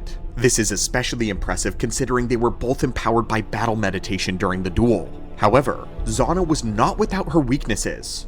Her defense was designed to counter all-out assaults, a method devised from her experiences with sparring with her master Bane, and once Johan broke off his attack and went to fight Bane instead, she was left alone against Sorrow himself. Without the inexperienced duelist holding him back now, the Jedi was able to cause a lot of problems for Zana by exploiting one of the weaknesses of Soresu that we mentioned earlier. His powerful attacks were tempered by caution, and Zana was forced to expend huge amounts of energy to fend him off without finding any openings for her to exploit. She only succeeded in killing her enemy once he was momentarily distracted. That being said though, Zana remained an excellent fighter even to the very end. She was able to nearly stalemate her master in their final duel, and although Bane proved to be the superior lightsaber duelist of the two, Zana still managed to last long enough to unleash a string of curses upon him and turn the battle in her favor. But at last, we have arrived at number 1, and in all of Star Wars lore, there is no one who has been expressly labeled as the Master of Soresu besides Obi-Wan Kenobi. I'm sure that after our last two videos, some of you might have been stressed out that we would put someone else above Obi-Wan here. But no, when it comes to Form 3, there is no substitute for the Negotiator. Originally, Kenobi specialized in the aggressive Form 4 Ataru, but after the events of Naboo, Insider number 62 states that he switched his study to Form 3 Soresu. He had analyzed how a lack of defense and energy conservation had killed Qui-Gon, and even left himself open to the Assassin Maul. So for the next decade, Obi-Wan plunged himself into the Resilience form, and applied every bit of his famous dedication to the study. He drilled as often as possible, not just with Anakin, but with many powerful masters of different forms, such as Kit Fisto. Eventually, Mace Windu commended him as the master of the third form of lightsaber combat, and Windu would even imply that Kenobi was greater than he. His exact words and quotes are this: "I am called a great swordsman because I invented a lethal style, but who is greater, the creator of a killing form or the master of a classic form?" Indeed, Kenobi could do things that even Mace could not. It was said that he was able to walk unscathed through the hornet swarms of blaster fire. The Clone Wars was nothing to the defense of Kenobi, and by the end of the war, his mastery of Soresu had developed to the point where he could compete with even Dooku. In the novelization of their final duel, Obi-Wan and Skywalker both initially utilized basic techniques and strategies against the Count, aiming to lull Dooku into a false sense of confidence. When they suddenly shifted to a more advanced fighting technique, Kenobi displayed his full mastery of Soresu. Dooku was astounded by the simplicity and efficiency of Obi-Wan's blade work, but also, he was bewildered by his speed and precision as well. Caught off guard and forced to retreat, Dooku only succeeded in defeating Obi-Wan thanks to his superior mastery of the Force. Dooku, one who very rarely gave out compliments at the lightsaber, described Obi-Wan's lightsaber as a whirling wheel of blue lightning, moving as bewilderingly fast that Dooku dare not strike. During the Clone Wars, Obi-Wan met Ventress herself in duels a few times, and despite her constantly being able to best council members, Obi-Wan always seemed to just be toying with her. She was hardly a threat to him at all during her solo battle of Teth. He seemed to just distract her with commentary before breaking her saber staff with ease and disarming her of one of her blades. From that battle forward, Ventress was deterred from ever using her staff formation against Obi-Wan. The only time Ventress seemed to actually get a leg up on Kenobi was when she was in a rage after being betrayed by Dooku. Throughout the war, Obi-Wan would regularly meet and duel Grievous as well. The two of them battled somewhere around 8 times in total, an absolutely astounding number given how often Grievous just plows through normal Jedi. On this channel, we hand out accolades to Jedi Masters who so much as survive a duel with Grievous, but more often than not, Obi-Wan has forced him to flee. It even got to the point where the Jedi Council believed that Obi-Wan was the only one among them who could defeat this monster. In the novel for Revenge of the Sith, which uses the overpowered Legends version of Grievous, it describes Kenobi as moving impossibly fast to defend himself against the onslaught. Here, the very concept of Form 3 was put to its ultimate test, and Obi-Wan passed. This is what the novel says. Each of the 12 strikes per second came from a different angle with a different speed and intensity, an unpredictably broken rhythm of slashes, chops, and stabs of which every single angle one could take Obi-Wan's life. But not one touched him. After all, he had often walked unscathed through hornet swarms of blaster fire, defended only by the force's direction of his blade. Countering 12 blows per second was only difficult, not impossible. His blade wove an intricate web of angles and curves, never truly fast, but always just fast enough. Each motion of his lightsaber subtly interfering with 3, or 4, or 8 of the general's strikes, the rest sizzling past him, his precise minimal shifts of weight and stance slipping them by centimeters. Grievous, snarling fury ramped up the intensity and velocity of his attacks, 16 per second, 18, until finally, at 20 strikes per second, he overloaded Obi-Wan's defenses. So Obi-Wan used his defense to attack. A subtle shift in the angle of a single parry brought Obi-Wan's blade in contact not only with the blade of the oncoming lightsaber, but with the hand grip. In the passage, Obi-Wan shows his mastery by pushing Legends Grievous to his absolute limits, the limits of his speed and power. And right when his own defense begins to break down, he immediately turns it around. This is an exemplary execution of Soresu's main tenet of waiting for an opponent to grow frustrated before one strikes. But it's in that striking that Obi-Wan displays why he is number one. You see, Obi-Wan did not completely drop his Ataru after Naboo. To honor Qui-Gon and to amend the weaknesses of Form 3, Obi-Wan maintained his study of Form 4. Unlike most Soresu practitioners, Obi-Wan was not without offense, because he had already mastered an aggressive style. So not only does he know how offensive fighters think, but he can return the favor anytime he chooses. That's why it's not rare to see Obi-Wan taking initiative and attacking instead of waiting for the opponent to do so. In this way, Obi-Wan is an incredibly deceptive duelist. He allows his enemies to believe that he is all defense like a classical Form 3 master. He'll put his full skills in Soresu on display, allowing them to be impressed by his defensive techniques, but still commit to their attacks. And then, all at once, Obi-Wan will launch a counter-offensive that they never saw coming. Not to mention his acrobatic footwork of Ataru enables Kenobi to remain evasive so that he can retreat back into a defensive stance at any time he wants. And of course, his greatest feat is outlasting and summarily defeating Nightfall Vader. That is a victory that was and will always be purely an Obi-Wan feat. No external sources affected their duel besides the environment, which is a factor in every lightsaber duel. Kenobi used nothing but his skills, strategy, and situational awareness to maneuver the empowered Anakin into a position advantageous to himself. Throughout the whole duel, Obi-Wan's mastery was once again put to the ultimate test, and he still took several hits from his former apprentice. But his Soresu won,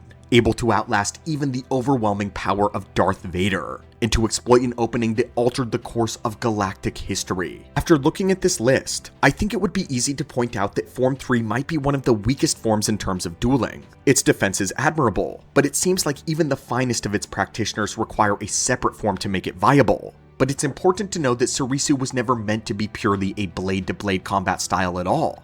It was primarily created for blaster deflection, and just so happened to be a viable method for defense if one found themselves in close quarters combat. We can't be too hard on the form itself, or its practitioners for lack of feats, but we can point out that despite those things, Obi-Wan Kenobi remains one of the most dangerous and formidable lightsaber duelists in the history of the Jedi Order and Star Wars lore. Obi-Wan Kenobi is the Mount Rushmore. So what do you think of Soresu? Do you agree with our choices and their numerical placements? If not, then be sure to comment down below what you would do instead. What order would you have the Soresu practitioners? And be sure to let us know who your character picks are for the remaining 4 lightsaber forms. And if you haven't already, we would be honored if you would hit that subscribe button and join our order. Keep practicing with your blade, and may the Force be with you. The 7 forms. They are the cornerstone of lightsaber combat. Throughout Jedi history, many beings have arisen to perfect the art of combat and exemplify what each form means. And recently, we have undertaken the task of going through the 7 to find out who are the top 5 practitioners of each form. And today, our series continues with Form 4, Ataru.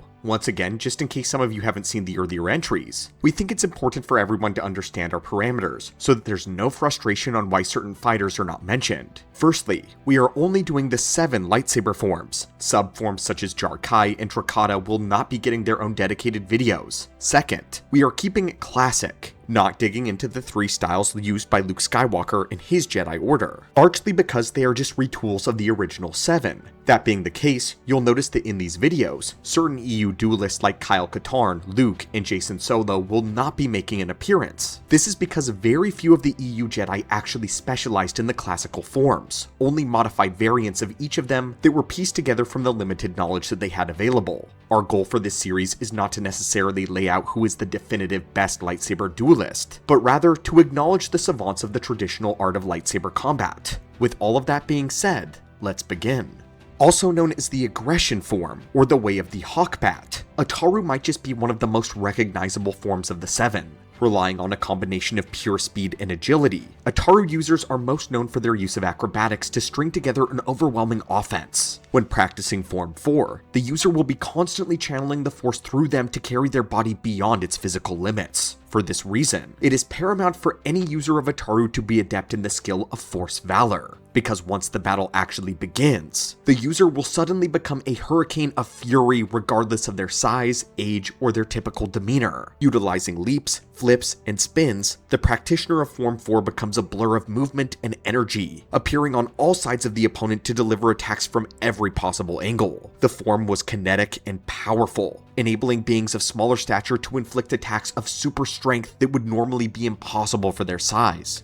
Due to these factors, Form 4 was considered one of the most physically demanding of all of the styles. Both Ataru and Form 5 Shien were developed around the same time period as an answer to Form 3's lack of offensive options. But if Soresu swung too far into the defensive side of things, Ataru swung to the opposite extreme. It was a form of perpetual attack, hence being given the name of the aggression form. Typically, one would employ these rapid assaults in quick bursts, and then withdraw if they are not able to immediately penetrate a foe's defenses. But it had very little, if anything at all, in the way of defense. An Ataru user will more than likely avoid an attack rather than block it if at all possible. Otherwise, they will meet an opponent's strike head-on with one of their own. In that case, they aim to either neutralize the energy or absorb it and riposte with a stronger attack of their own. Of all of the 7 forms, we would venture to say that Ataru likely has the most documented users in the lore, and interestingly enough, it might also be the form with the most weaknesses as well.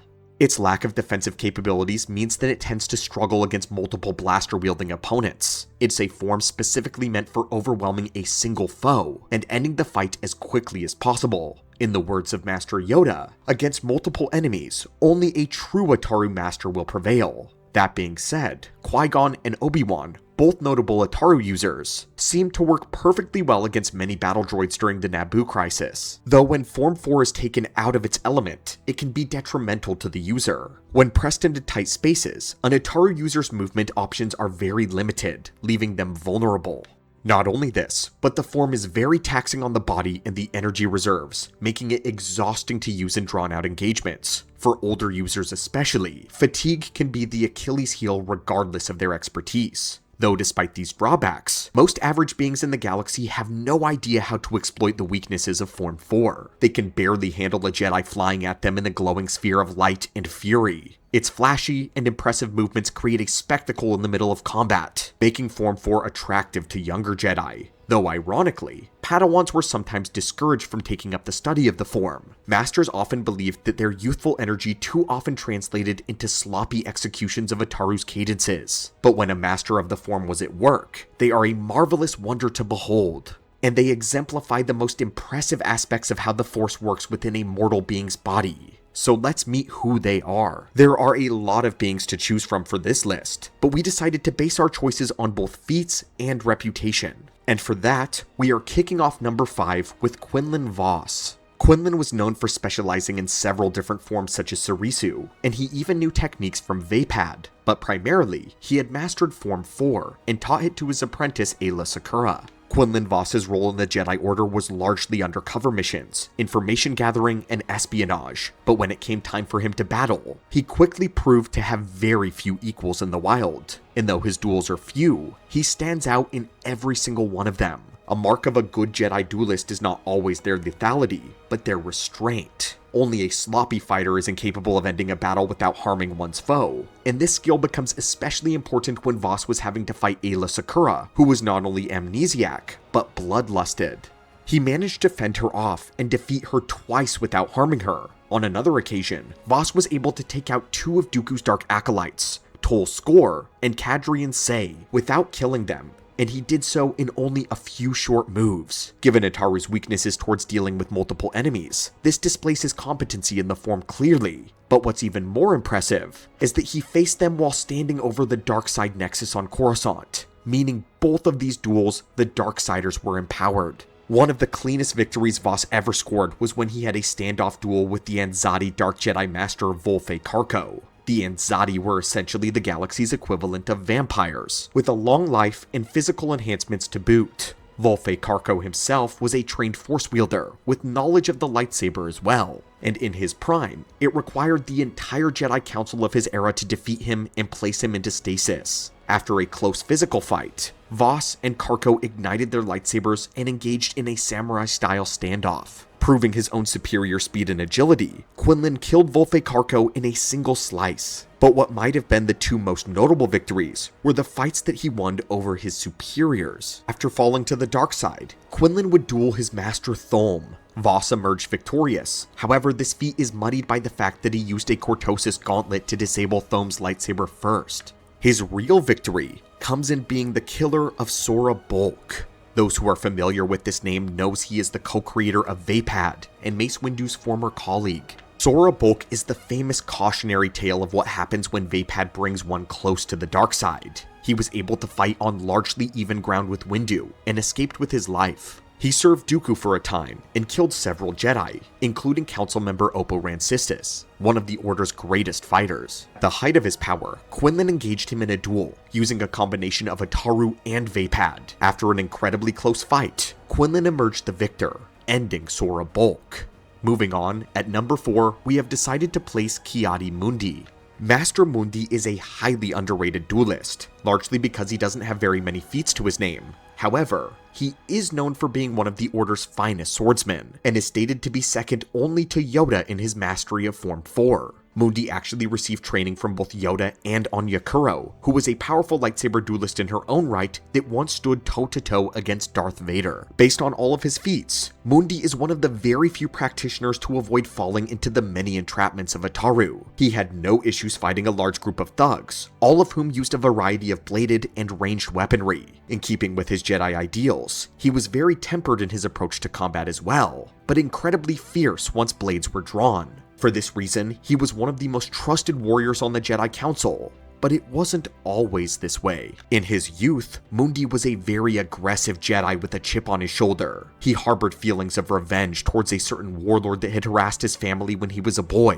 Yoda sensed this aggression within him, and despite him training in Form 4, Yoda cautioned the young Mundi against his feelings. Years before his prime, Mundi would return to his homeworld of Saria with the intention of liberating his people from this tyrant warlord. However, since then, the old warlord had been replaced with a new champion. The overconfident Mundi claimed he could defeat her with his hands tied behind his back, so she took him up on the offer and had him restrained. He lost the fight badly, but once he regained his lightsaber, he fought her and won on even ground. Since that day, he continued to temper his aggression with the use of several different forms, such as Soresu and Makashi, but Ataru always remained his default and his strongest option. During the Clone Wars, he was able to stalemate Ventress in a duel and force her on the retreat. Ventress made it onto our list of the best Form 2 users, and it was rare that she ever willingly retreated from an enemy. The only other people that forced her to leave by themselves were Anakin, Obi-Wan, Mace Windu, and Plo Koon. All of them are the highest echelon of duelists. One of his best feats, however, was being the one to last the longest against Legends General Grievous. General Grievous on Hypori. This was technically one of the first times that Grievous ever revealed himself to the wider Jedi. As he picked apart the Jedi survivors, Grievous proved that he was fast enough to even dodge the Force, strong enough to destroy them. But even after putting down several other Jedi Masters, Mundi remained the last standing. He contended with Grievous at his best for a considerable amount of time before needing to be rescued. Although Mundi did not win, we have to give him props for surviving against Grievous despite utilizing a form that was weak both on the defense as well as when placed against multiple enemies. This proves that Mundi is a true master of Form 4. But at number 3, we would say that this choice was easy: Qui-Gon Jinn. From this point forward, there is a massive skill differential between our starting entries and the later ones, because Qui-Gon Jinn is quite possibly one of the most unique users of Ataru in the history of the lore. Form 4 was traditionally used by beings of much smaller stature, but Qui-Gon, like Master Dooku, was a very tall man, standing at 6'4", or 1.93 meters. Many would assume that he would choose a more physically dominant form like Djem So. But instead, Qui-Gon chose Ataru and created his own uses for it. You will not often see Master Qui-Gon flipping and flying around. Instead, he trades vertical mobility for horizontal mobility, staying rooted to the ground but very light on his feet. He skips, twirls, and sprints around the battlefield, using his physical strength in conjunction with his swiftness to deliver heavy two-handed blows. Rather than attacking his opponent by moving his body at every angle, he instead opts for every wide swing to direct them where he wants them to go. And then, he all but rushes them down with a firm and an unyielding offense. Anytime his opponents create an opening in his blade, he covers it with an unarmed strike. His size notwithstanding, Qui-Gon was incredibly fast. A master of the Force speed technique, he could dash from one place to the next before even trained Force wielders could react. In the novels, Obi-Wan repeatedly described seeing his master move faster than his eye could perceive, and in the time for a human to blink, Qui-Gon could weave his lightsaber in a nova of blazing color, redirecting blaster bolts and disarming foes. Qui-Gon was an opponent so formidable that even Sidious acknowledged his skill, and he was not disappointed when Maul returned from Tatooine having failed to kill him the first time. In his journal, Maul writes about Qui-Gon's blade work, mentioning that despite being taken by surprise, Qui-Gon read every one of Maul's moves. And even though they were fighting on shifting sand, Qui-Gon's footwork was not hindered in the slightest. It was almost as if he were floating above the terrain rather than sinking into it. All of his weight was off of his feet and into his lightsaber. He struck out with shocking, staggering blows that caused Maul to balk, and the Zabrak stated that no matter where or how he struck, Qui-Gon remained graceful and never off balance. Having been trained by Dooku, Qui-Gon knew nothing less than absolute perfection in his chosen form, and Dooku stated that Qui-Gon was the strongest Padawan that he ever had the privilege to train. When he was alive, he was well regarded as one of the best pure swordsmen in the Jedi Order. A master by the name of Anun Bundara was similarly acknowledged as an unparalleled duelist, yet Bundara would repeatedly insist that Qui-Gon was his better. In fact, he once went out of his way to spar with Master Jin as often as possible, simply because a single duel with Qui-Gon was more instructive than 20 contests with lesser opponents. On Naboo, it required Maul using almost every trick in the book to exploit Ataru's weaknesses and to put Qui-Gon down. He had to lure him into a tight space, which was technically something Qui-Gon did willingly, hoping it would hinder Maul's saberstaff.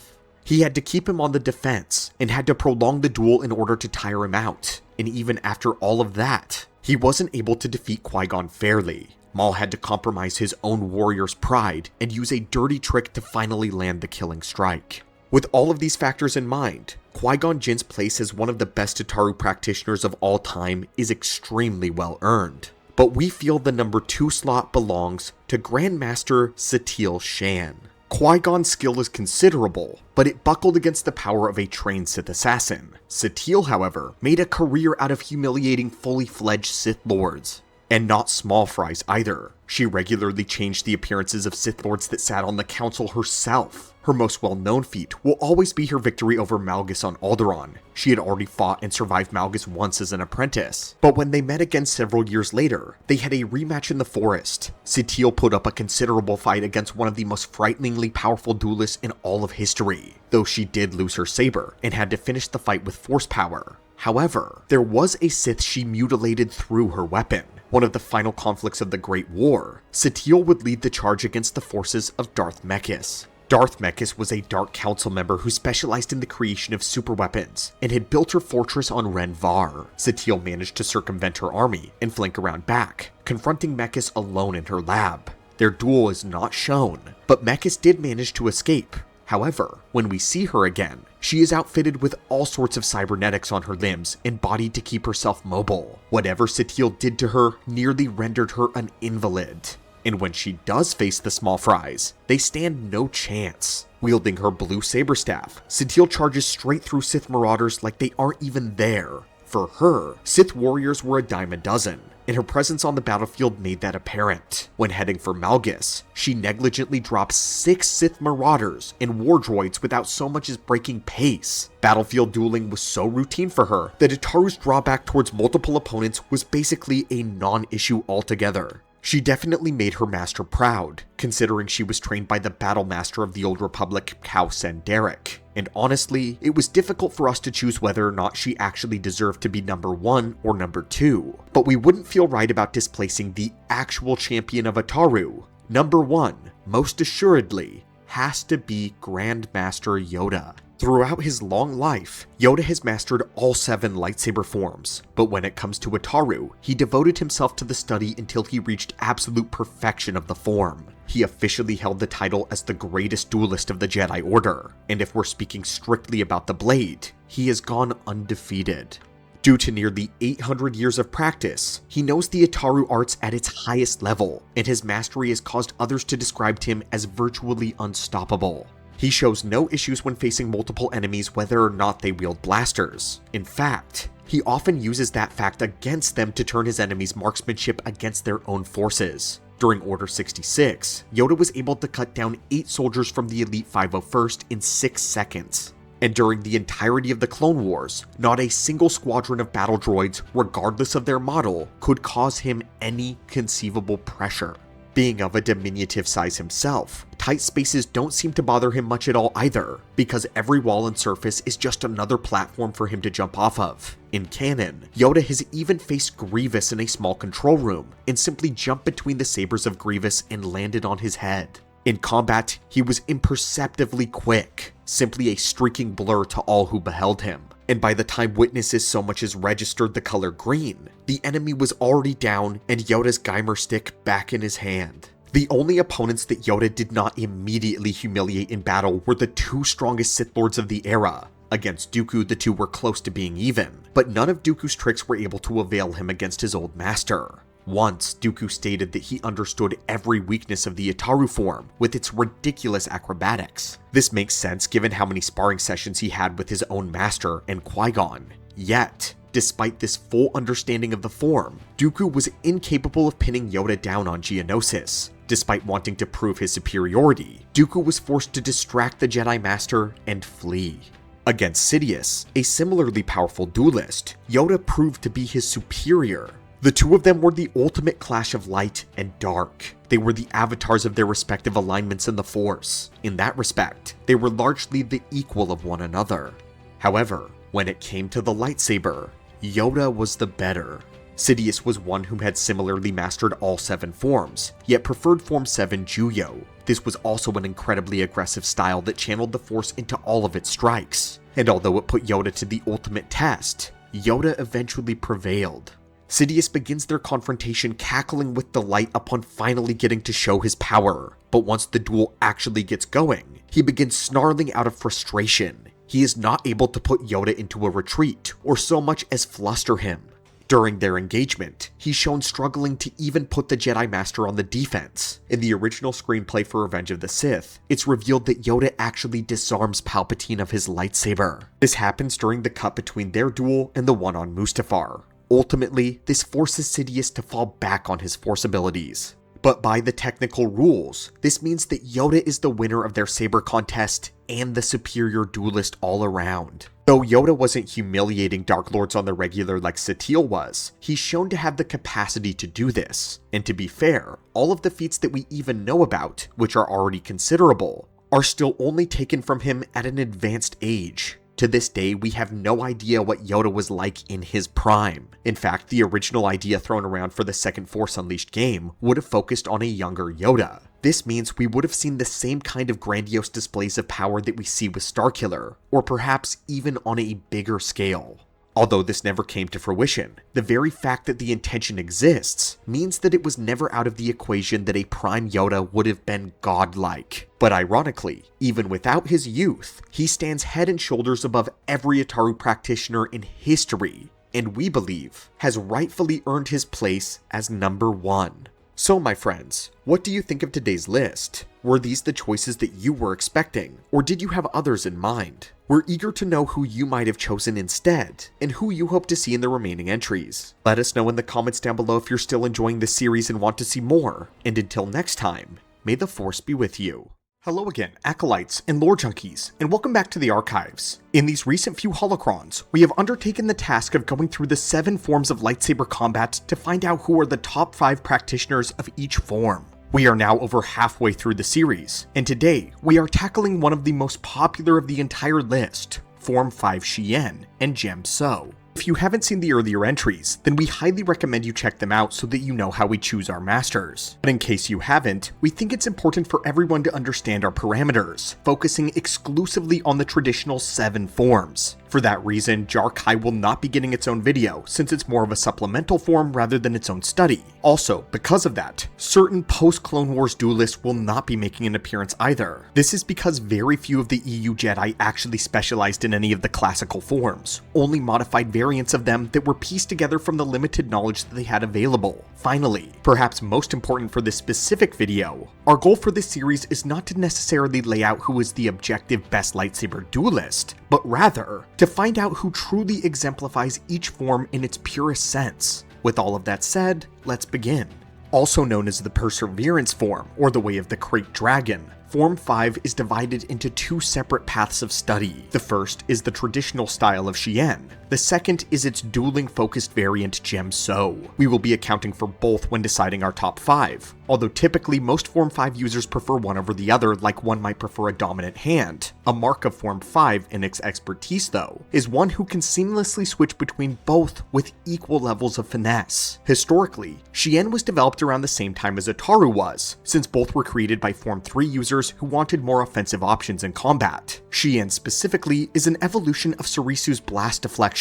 Where a Form 3 user could swat aside a hailstorm of blaster fire, Shien's primary function is to reflect it back at the shooter. While blast deflection is a feature of all lightsaber practitioners, the Shien user takes it to a degree of power and accuracy higher than the rest. Many times, a Shien user is able to return projectiles at equal or even greater force. In fact, this idea of absorbing and redirecting the opponent's energy is the very cornerstone of Form 5 as a whole. The Way of the Krayt Dragon is considered to be the most physically demanding of all 7 forms, even more so than the energetic Form 4 Ataru. This is because it relies heavily on the brute strength of its wielders, who must also channel the Force through their body to increase that power. And due to this focus on strength-based attacks, it is often a subject of contention within the Jedi Order, as it lends itself to aggressive feelings, which is likely why this is yet another list largely dominated by the Order of the Sith. Shien is the more defensive version of Form 5, with an optimization towards taking out multiple attackers. Its techniques enable one to simultaneously deflect weapon fire and leap towards an opponent to launch a counterattack. Some practitioners of this form, such as Ahsoka Tano, favor the unorthodox reverse grip style. They often believe the wide swinging motions give them more power and blast deflection, and an unpredictable edge against enemies. However, Shien finds itself somewhat ineffective against a single opponent, which is where its variant now comes into play. Djem So is the variant specifically catered to saber-on-saber scenarios. It takes Form 5's idea of absorbing and redirecting energy and places it directly into dueling.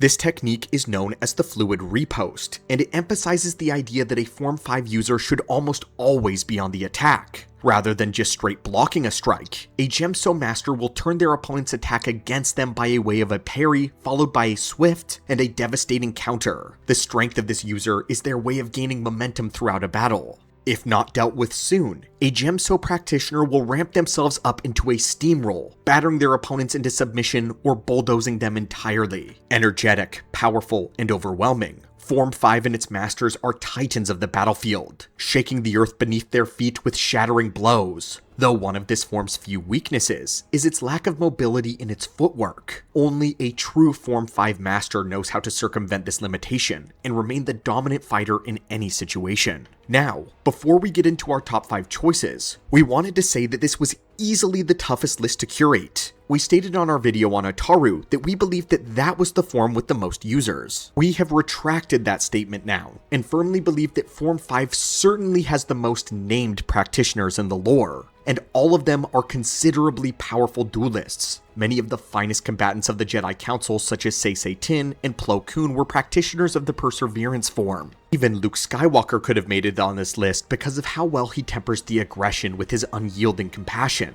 The only reason he didn't was because he didn't fully master Shien Djem So, only learned some of its precepts and made his own unique form. For some of these list videos, summoning so much as 5 practitioners was a challenge, but for this one, narrowing it down to just 5 was a feat all its own. And once we actually got our masters, ranking them was next to impossible. So going into this, we want to make it very clear that the skill margin between each level is extremely narrow. There are only subtle differences in accolades and feats that contribute to the rankings of these masters. So now, let's find out who they are. We have chosen to kick off our list today, starting with number 5, Starkiller. When speaking of Galen Marek, his power in the Force is often the topic of the conversation, but he is one of the most frighteningly effective duelists in the lore as well, having been trained by Darth Vader in the ways of Form 5. His training is actually one of the most notorious aspects about the character, because it was 2 decades of non-stop physical torture. At several points, Vader would battle him with relentless determination for hours at a time, never stopping even when Galen was injured. In fact, anytime Galen showed weakness, Vader only ramped up the intensity of his attacks until his apprentice collapsed from pure exhaustion. From this, Starkiller developed enough pain tolerance to ignore minor lightsaber wounds and keep fighting through bad injuries. But more than that, he got an incredibly intimate understanding of the form that he would use for the rest of his life. By his graduation, Vader openly admitted that he did not expect his apprentice to have survived, making it a pleasant surprise that he was being knighted. But more than that, Galen Marek was trained on a holodroid known as Proxy. Proxy was capable of simulating the visual appearance and physical skills of any being programmed into it. Vader would upload all of his highly accurate knowledge of many Clone Wars era Jedi, supplementing his knowledge with data from the Jedi Temple. We're not exactly sure how many combat training modules the droid had, but we do know that Proxy was at least capable of simulating Obi-Wan at his peak on Mustafar, as well as Qui-Gon Jinn and Darth Maul. By the time Starkiller was ready to undertake his quest, he was capable of defeating each of these simulations in seconds. Then, over the course of his journey, Starkiller would face incredibly tough opponents who both survived Order 66 and managed to slip Darth Vader thus far. This would include the war veteran General Rom Koda, the crazed outcast Kazadin Paratus, and the council member Shak T. The last one is a noteworthy feat considering Master T was already considered a superb user of Form 2 in the Clone Wars, but by the time Galen dueled her, she had far exceeded her former mastery of the form, and was fighting over a light side nexus that gave her even more ability to tap into the light. Adding on to Galen's many feats is the fact that he regularly dominated the Emperor's Shadow Guard, which were trained Force wielders and versions of the already formidable Royal Guard. But of course, few feats compare to the fact that he has dueled and triumphed over Lord Vader in single combat. Of course, his titanic power in the Force is a great attributor to his victories, but since he uses a form that emphasizes strength, his own Force-imbued physicality makes his Shien so much more devastating. Starkiller uses a never-before-seen variant of Shien known as Sith Shien, and a little while back, when we were discussing why Starkiller was not trained as an actual Sith Lord, we theorized about what Sith Shien would actually look like. From what we can tell, it is the perfect marriage between traditional Jedi Shien and its dueling variant Djem So. Our theory is that Vader, having been a master of both, created the midway point, taking the aspects of both forms and crafting a style that is the ultimate and the most pure incarnation of Form 5. Add to it the anger and hatred that fuels the dark side, and you get Sith Shien. We say this because if you notice, Starkiller excels at facing multiple opponents at once. He's able to form orbital barriers with his lightsaber that almost look like Soresu sequences. However, they always reflect the blaster fire back at the enemy with deadly accuracy. Starkiller has displayed the capability to snipe shooters with their very own blaster fire, while simultaneously taking down a small army. But as soon as he engages the Jedi in duels, he suffers no weaknesses in single combat, which are more common for Shien. He's able to not just overpower them, but outduel them. All of this is while he's still using the reverse grip indicative of some Shien wielders. Starkiller may be young, but almost every waking moment of his life went into understanding the ins and outs of force-based combat. And with Vader as his teacher, he has a way with Form 5 that almost no one else in the lore has. Originally, Plo Koon was going to be our number 5, but Starkiller is repeatedly stated to be well beyond almost all Clone Wars Jedi, largely due to proxy, so we believe that Starkiller deserves this spot instead. For number 4, we have selected Darth Bane, the creator of the Rule of Two and the reformer of the Sith tradition. Many believe that Bane fulfilled the prophecy of the Sithari, but whatever your beliefs, he is undeniably one of the most influential Sith in galactic history. In his life, he touted the virtues of secrecy, cunning, and undermining one's opponent with sabotage. These were often his quiet strengths, as few would think that a man of his height and stature would opt for these lesser tactics. But when the time came for Bane to enter combat, he remained undefeated. Bane was described as a mountain of muscle, having forged his body in many years of grueling labor as a cortosis miner. He could win just about any brawl due to his natural inclination to the dark side and his physical mass. But soon, that brute strength would be honed by military training as a Sith soldier, and then finally by the Sith Lords of Korriban. Bane's own lightsaber instructor Lord Kasim made it onto our top 5 Makashi users list. He was the greatest lightsaber duelist of his entire era, bestowing upon Bane a curved-hilted lightsaber, and once Bane killed him in a duel, he took his title as the greatest. Bane quickly adapted to his hilt, learning that a curved-hilted weapon allowed the end placement of the tip to be a few millimeters off from where traditional lightsabers would be when executing its strikes and thrusts. It was a small difference, but an important one in the highly precise world of lightsaber combat. Such an advantage could totally throw off the battle precognition of one's enemy. Not only this, but using 2 hands on the elbow bend acted as a lever to cleave through enemies. On Korriban, before his prime, Bane took out a pack of a dozen Tukata by himself. Darkside mutated hounds. A similar feat to this, with great difficulty from another talented duelist. It took Obi-Wan Kenobi and a strike team of 5 Jedi to do the same. And even Luke Skywalker, his son Ben, and his talented niece Jaina Solo would all struggle to take out a similar number of these creatures. But with his own power and maneuverability, Darth Bane butchered them to pieces and sent the rest running.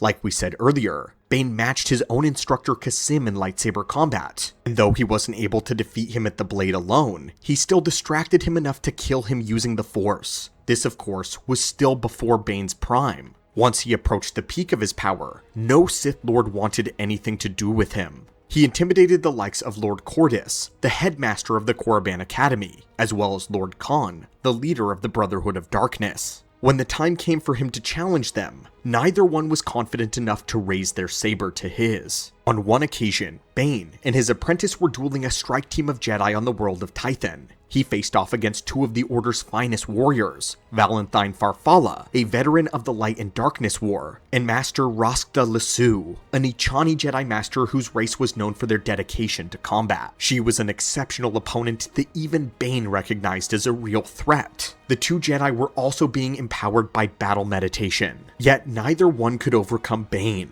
Using a combination of his own overwhelming strength and power in the Force, the Dark Lord was able to fight them off, take out their battle meditation support, and then execute his opponents. Bane was defeated afterwards due to an issue with his own Force lightning interacting with his living Orbalisk armor, but in terms of the blade itself, Bane was the clear victor here. Even without the Orbalisk armor, Bane remained undefeated for the remainder of his life. He fended off many assassins, and even an attempt on his life by his own apprentice Zana, who made it to number 2 on our Soresu list. During their final engagement, they battled furiously, but she was ultimately incapable of conquering her master. His skills with Djem So even began to break her Soresu, forcing her to fall back on her sorcery. Darth Bane gets placed above Starkiller based on experience alone and his refinement of the form. In the books, Bane's skill is described in such a way that his expertise is on full display. Starkiller is absolutely efficient, but far more raw than a true savant of Form 5. But what keeps Bane a bit lower is his compromises. He was all skill with Djem So when he was younger, but right as he reached his prime, he donned the lightsaber-proof Orbalisk armor, which he completely relied upon for many years. He was able to completely forego all defense and just tank his enemies' attacks. Once he lost that armor, he became an expert in Form 3 to adjust for the lack of protection. In terms of Soresu, Bane was honestly close to making it on our Form 3 list as well, simply because of how well he mastered the form. With just his lightsaber, Bane was able to walk through a rainstorm without getting a single drop on him. But of course, this list is not Soresu's, it is Form 5's. So while his overall style is very interesting, Bane is still slightly behind some of the other prime users of Form 5, such as our pick for number 3, Ulic Qel-Droma. In his time, Ulic was both Jedi and Sith, the hero of the Beast Wars of Onderon and the Scourge of the Republic. Many are not aware of the accolades of Ulic, but he was described as the best Jedi of the era, and then the most formidable Sith Lord second only to Exar Kun. He was apprenticed to one of the most legendary Jedi Masters in history, Arca Jeth, and with his training, he would end the Freedinad uprising on Onderon when his master was incapacitated. During the Great Battles of Onderon, Ulic was able to fight off a small army while carrying his brother Kay on his back. Among his toughest opponents was the giant armored warrior Sith Lord Warb Null. This was a man who had forged a specialized armor out of an ancient Sith technique. It was enchanted with the ability to sap the strength of the Jedi around him and cloud their minds. He was a warrior of staggering strength, wielding a great saber that he used to fend off upwards of 3 Jedi. But later, when Ulic was ambushed by the Nadist forces, he got a rematch with Warb Null. In just a few moves, Ulic managed to overpower the Sith Lord, first severing his saber arm and then decapitating him. His magical armor was largely resistant to lightsaber blades, meaning that Ulic broke through Warb Null using mostly his own physical might. As a Sith Lord, he had no rival among the Jedi. He tore through any challenger that came to him, even slaughtering his own brother. This of course was during a time when he was often considered to be one of the peaks of the Jedi Order.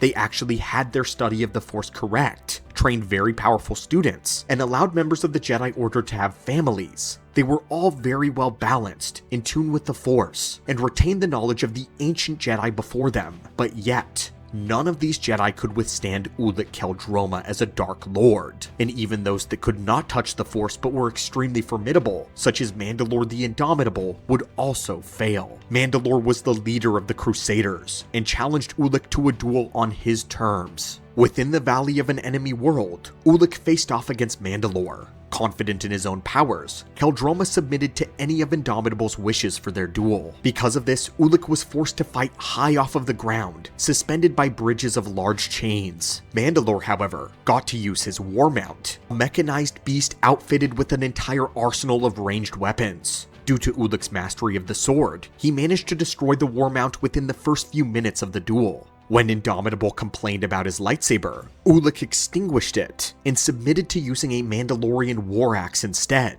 Fighting with an unfamiliar weapon, Ulic still proceeded to conquer Mandalore the Indomitable and claimed the loyalty of his forces. But what might be the feat that he is most well known for is stalemating Exar Kun in single combat. Exar has repeatedly been stated to be among the deadliest warriors in Sith history.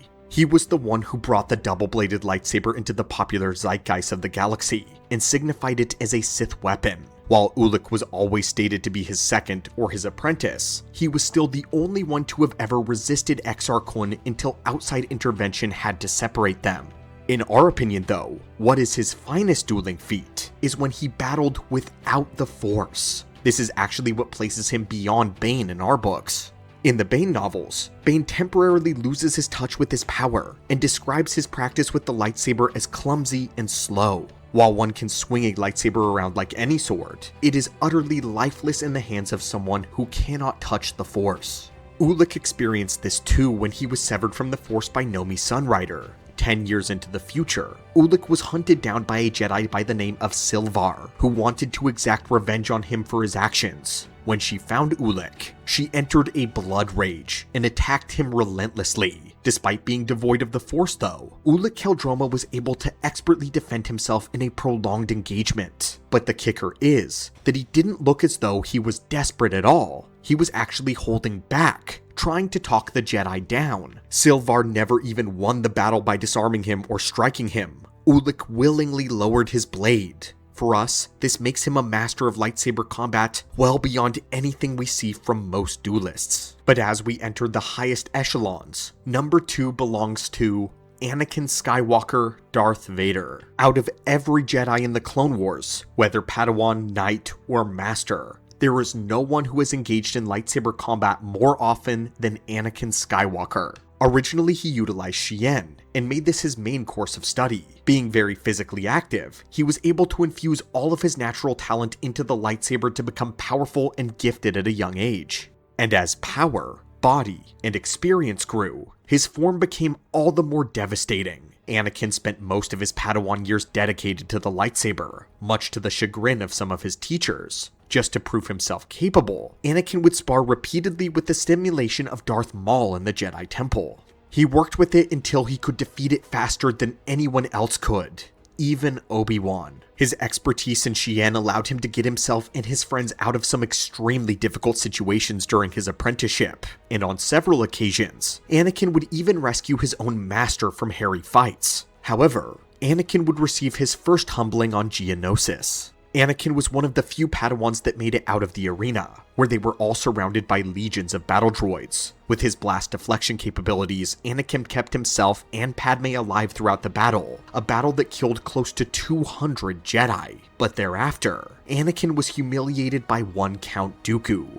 Though to Anakin's credit, that came after he had put up a respectable fight against a vastly superior opponent. And once Anakin had been taken out of the fight, Dooku appeared visibly fatigued after having engaged such an energetic enemy. After this duel though, Anakin devoted himself to the study of Djem So. He practically became obsessed with lightsaber combat, even more than he was before. Skywalker and Kenobi sparred with each other repeatedly until they mastered their own individual forms and styles. But they did not stop at simply becoming better than they were on Geonosis. The two knew that dueling Dooku would require them to break through the limits that had beset all Jedi, and within only a few years, they had surpassed almost everyone in the Order of the Lightsaber, even members of the Jedi Council. Throughout the Clone Wars, Anakin was known as an exemplary warrior. His skills and his methodology repeatedly pulled him through massive open warfare scenarios. As many opponents as Starkiller, Ulick, and Bane faced during their time, none of them experienced the kind of battles that Anakin walked out of, and he often did so unscathed. Again and again, Skywalker's skills were put to the test as he battled through many of Dooku's personally trained acolytes. Within the first few months of the war, he confronted 4 or 5 of them, one after the other, and always found triumph. The one opponent he struggled with frequently, however, was Ventress, but as soon as he let go of his inhibitions and unleashed his anger, she was often quickly defeated as well. Anakin also got a few more rematches with Dooku, one of the warriors we've already ranked as one of the greatest of all time, and while he didn't win until the very end of the war, Anakin continued to learn and grow from all of his mistakes, with Dooku being one of his greatest teachers. Once the two had their final duel, Dooku was utterly astounded by Skywalker's growth and strength. He attempted to exploit the form's weaknesses to absolutely no avail, and found himself being driven back. Dooku described how each one of Anakin's blows aged him a decade. His wrist and shoulders were in pain from having to block his strikes, resulting in Dooku having to redirect the blows instead. And he was having to spend lavishly on his reserves of Force energy simply to match Anakin's physical might. All of that was before the Jedi Knight got the final upper hand and took both of Dooku's. Soon enough, Anakin was recognized by the Council as a warrior more formidable than any of them, perhaps his only betters being Windu and Yoda. This is something that we believe he proved when he unfortunately fell to the dark side. During Operation Nightfall, Anakin displayed just how far beyond the Jedi he truly was. As he stormed through the temple, no master, knight, or guard could stand against him. Not even the battle master of the era, Sindralig, a man with a mastery of all 7 forms of lightsaber combat, could stand in Vader's way. And although Anakin lost on Mustafar, that was due more to his arrogance and tunnel-visioned anger than it was to his skill differential. Obi-Wan Kenobi survived as long as he did because of his Soresu form, and because Kenobi knew Anakin's fighting style like the back of his hand. But even then, the novel makes it clear that he struggled to keep up with his former apprentice, and believed that he was going to die. Obi-Wan had to exploit Anakin's character weakness, because his own lightsaber form and its weaknesses were nowhere to be found. Skywalker had conquered Form 5's limited mobility by applying the precepts of Ataru's footwork to keep himself light and mobile while still delivering powerful crushing blows. And when he became Lord Vader, he would start applying the concepts of several more lightsaber forms to make his nearly perfect. Now limited by the painful armor of his new suit and cybernetics, Vader would supplement his Djem So form with Makashi, both its footwork and a two-handed style, giving himself more control and accuracy. To that, he added the defensive sequences of Soresu, both to learn from Kenobi and to protect his new vulnerable areas. And with that, Vader learned from Sidious as well, applying the techniques of Niman to use the Force in the middle of combat. With all of this put together, Vader had made himself a style that was completely unbeatable and virtually unstoppable. In the year following Order 66, Vader personally carried out the Jedi Temple Purge and slaughtered dozens of Jedi, some of the finest fighters of the Order who had survived not only the Clone Wars, but the clones themselves all fell to the blade of the newly christened Dark Lord. Having evolved his style, he was far more balanced and efficient. He simplified a lot of his blade work to simple but shockingly powerful blows. No matter what techniques he was adopting into his style, he maintained the raw strength of Form 5 throughout it all, and this was something we got to see on full display in Maul Shadow Lord, when Vader embodied a force of nature with a lightsaber. Darth Vader remains one of the most formidable duelists in history, with a staggering win-loss record that has yet to be fully calculated. He totally eclipses Grievous in his number of Jedi kills, and outshines most Sith Lords in battle experience. Most, but not all. With all of that being said, I'm sure you're wondering why we had the audacity to place him at only number 2. Our reason is this. Despite Anakin's proficiency, he had a bad habit of holding back. This resulted in him getting the ring around from many lesser opponents. He struggled far too much with people like Ventress or Barriss. His internalized shame and unwillingness to use his real power bred a tendency to not operate at peak performance. The only time we ever get to really see a payoff for his skill is when Anakin gets angry. Now, while Darth Vader was a prime user of Form 5, we are docking points on this list for the fact that he augmented his form with several other styles to make it more viable for his cybernetics and new body. So while his Form 5 is better than all of those listed before him, he wasn't a Djem So purist anymore. Like we said at the very beginning of this video, these lists are not about who is the best objective duelist overall, but who is the best user of each specific form. And if we're going to give the gold to the finest Djem So purist, then number 1 has to go to Darth Malgus. In the words of Darth Sidious, Malgus submitted utterly to the dark side, and doing so made him an exemplary warrior. His battlefield feats have never been duplicated. Like Darth Bane, he was a tower of muscle. Like Ulic Qel-Droma, he was not only legendary in his time, but for all of history. And like Anakin, he was nothing less than absolutely perfect in the art of combat. At 7 feet or 2.13 meters tall, Malgus has the exact body type of Form 5 and what it was made for. And he wields his lightsaber as if he had been put into the galaxy for that single purpose. As a member of the Dark Council, Malgus was set apart as one of the most powerful Sith Lords of the day, an era where the Sith were just as plentiful as the Jedi. During the Great Galactic War, the Sith Empire drove the Republic to desperation, coming out of nowhere and winning victory after victory. The Jedi Order was brought to a place of desperation, and leading the charge on the front lines of the Sith Empire was Malgus. Some might even say that he was single-handedly bringing the Republic to its knees. And if we're talking about his campaign towards the end of the First Great War, then that would certainly be true. Marching in front of his soldiers, Malgus inspired them by having himself and his warriors form a screen with the defense with their own lightsabers. Practicing exemplary Shien, Malgus would lead his men to the battle while defending them right at the helm. He would bat back blaster fire or landmines that came their way and put himself in harm's way first. Malgus was able to drop himself into combat already having gained the momentum that he needed to bulldoze the competition. No Jedi could stand against him because of his mastery of Force Rage, which he fed directly into his form at all times. In the Deceived novelization, his blows would drive highly trained Jedi to their knees. Each strike of his blade rattled the bones in their body and destroyed their joints before he even broke through their defenses. His blows shattered apart any Jedi without needing to change his styles like Vader did. And if we are to take Sidious's words about his battlefield feats literally, then he likely has a similar or superior Jedi kill count to Vader. We base this simply because of how long he was at war with the Jedi and his win-loss record of his battles. In those battles, he favored using his own physical strength, punching, kicking, or lifting up and slamming his enemies. He did this to both Jedi and Sith alike who challenged him, making Malgus one of the most feared beings in the galaxy of both sides of the war. He was able to kick Darth Adros hard enough to break his ribs through his armor, and he enjoyed physically crushing the tracheas of his enemies with his bare hands. Having literally fought his way out of slavery in the Empire, there was nothing that could physically keep Malgus down.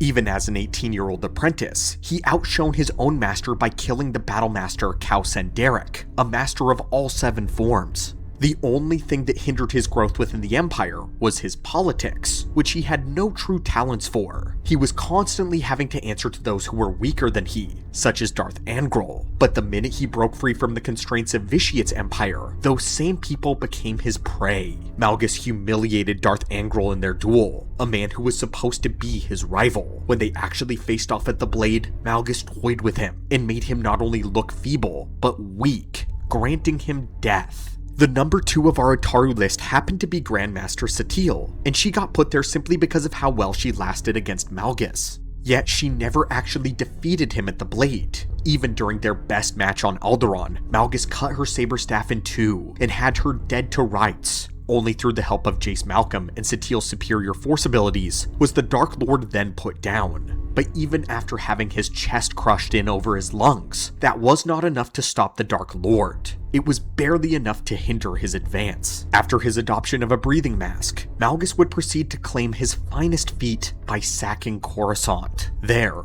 the Dark Lord strolled straight in through the front of the Jedi Temple and attacked them right in their home. He hacked through one Jedi after another, showing just how negligent the act of doing so had become to him. He even made a small game of it, competing with Darth Adros on kill counts. And by the end, Malgus had added to his impressive repertoire by executing Ven Zalo, one of the greatest duelists the Jedi Order had. Grandmaster Satele Shan would write that he was the greatest manifestation of the dark side that she had ever experienced, and when Malgus was finally defeated, it required a task force of the galaxy's best Jedi, Sith, and agents on one team.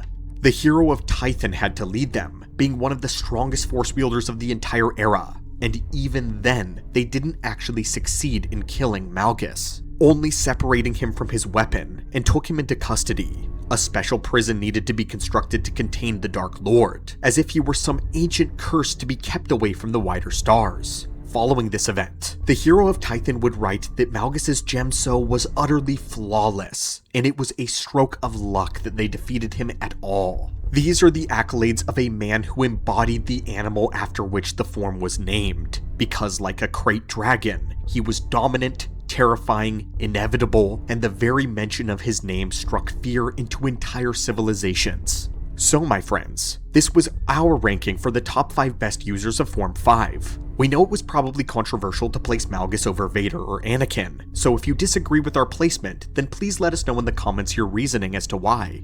But also, let us know what you think of our choices for this list. Do you have someone that you believe should have been here instead? We're very eager to get your thoughts and response on this one, as unfortunately, this series is drawing to a close, as we only have 2 forms left to cover. So until then, keep practicing your lightsaber sequences, and may the Force be with you. Greetings again, Acolytes and Lore Junkies, and welcome back to the archives. In these recent holocrons, we have undertaken the task of going through the 7 forms of lightsaber combat, in order to find out the top 5 practitioners of each form. So far, we've documented many legendary practitioners, each one having fully immersed themselves into their own area of the study. But today, our users are stepping into an entirely different level. With this style, the users are not just mastering a single form, but many wrapped into one. That's because today, we are going to be covering the 6th form of lightsaber combat, Niman or Niman. It is known as the Moderation form, or the Way of the Rancor. But more colloquially among the Jedi, it is known as the Diplomat's form.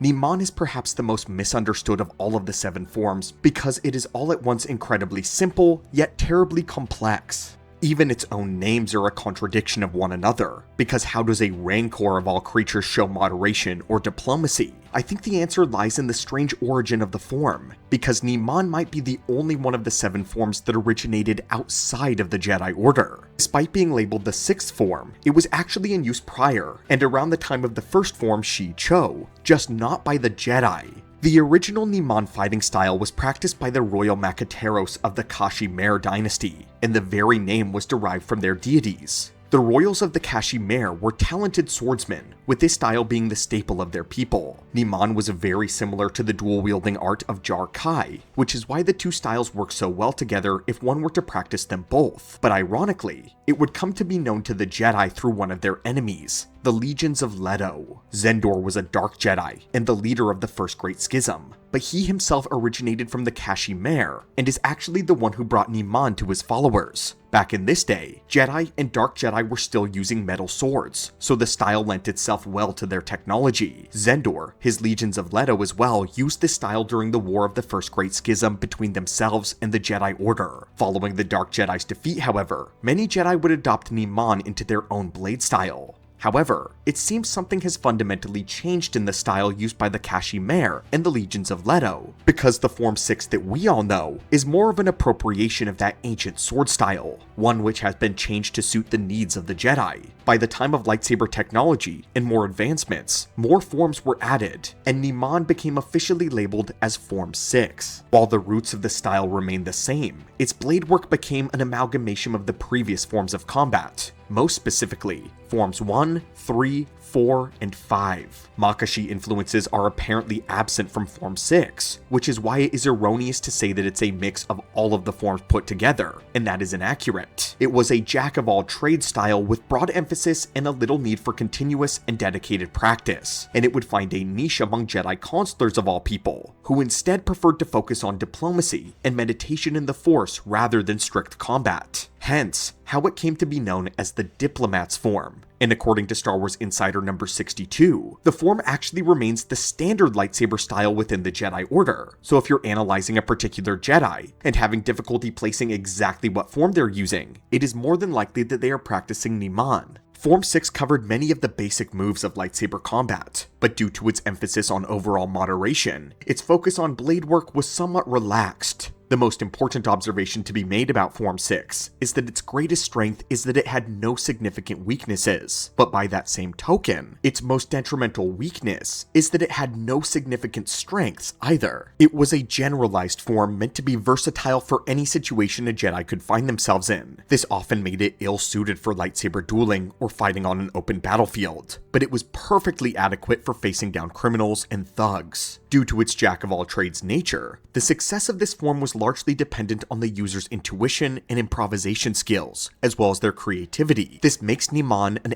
excellent form for experimentation. It lends itself incredibly well to the unorthodox lightsaber variants such as the saber staff, the saber pike, the lightsaber whip, or weapons like Maris Brood's nightstick Shodos. And as we mentioned before, the Kashi style was adapted from this dual-wielding style, so those that wish to carry more than one lightsaber will be welcomed with open arms by Form 6. Further compensating for this relaxed focus on blade work, Niman training regimens encouraged adherents of the style to incorporate force powers directly into their combat style. Those that chose to become true masters of Niman were able to control and eliminate an entire group of enemies by themselves. Many powerful users like Darth Vader would learn this application of Niman to make themselves far more formidable in combat overall, but for the reasons stated before, true masters of Form 6 are incredibly rare. Dooku held the belief that one's time was best spent mastering a single art than trying to master many at a time, and it's true that if one desires to actually master Form 6, one can expect to spend upwards of 10 years doing so, because, truth be told,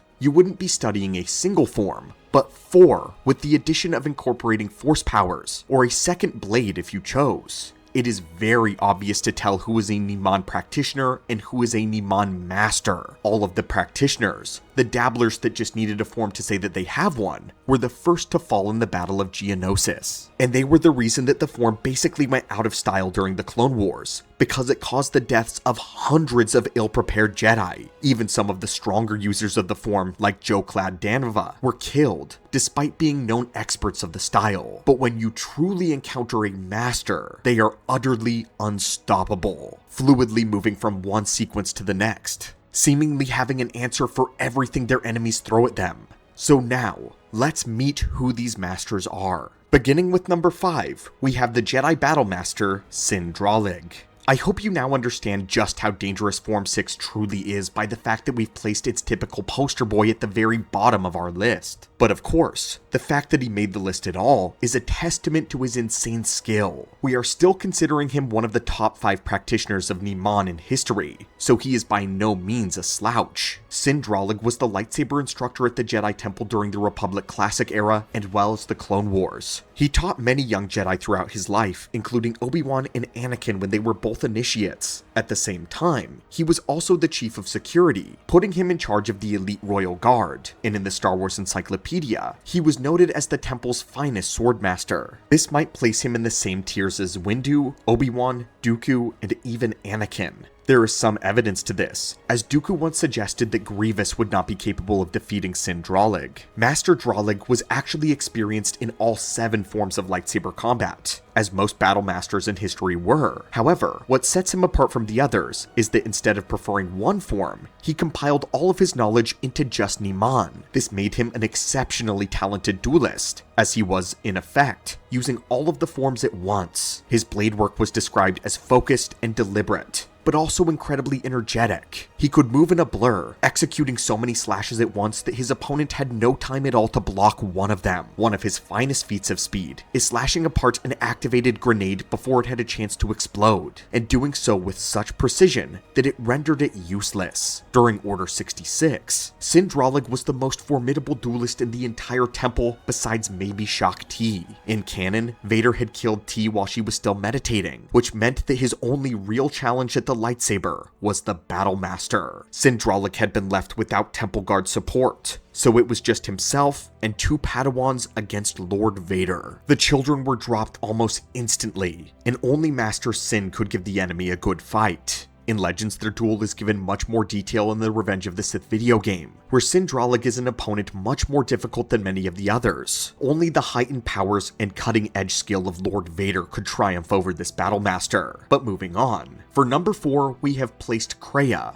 also known as Darth Traya. Kreia is largely known for her knowledge and skill in the Force. That was the area that she truly made a name for herself, as it was her unique perspective on the Force that made her so dangerous in the first place. She had the capacity to just straight up kill groups of Force sensitives through the Force without striking them down at all. But when the time came to actually use the lightsaber, Kreia was equally as terrifying. As a Jedi, Kreia had studied with the Echani species to master their own martial arts style, so she could get a better grasp on combat overall. The Echani were the people in the galaxy most known for their martial arts. Their fighting style was not just a method of self-defense to them, but of self-expression, and even communication. Purely in terms of hand-to-hand combat, they were superior warriors to even Jedi and Mandalorians. In fact, it was an Echani Jedi who was one of the few to ever give Darth Bane a good challenge in a duel. But Kreia was said to have mastered their arts to being even on the same level as the finest Echani warriors, the Usanis, who fought by her side in the Mandalorian Wars. It was the mark of a Niman master to be able to incorporate just about any style into their form, and Kreia certainly took this to its limit. Like Sin Drallig, she had knowledge of all 7 forms of lightsaber combat, and instructed both Mitra Surik and Revan, 2 of the greatest Jedi warriors in all of the lore. She knew the forms intimately,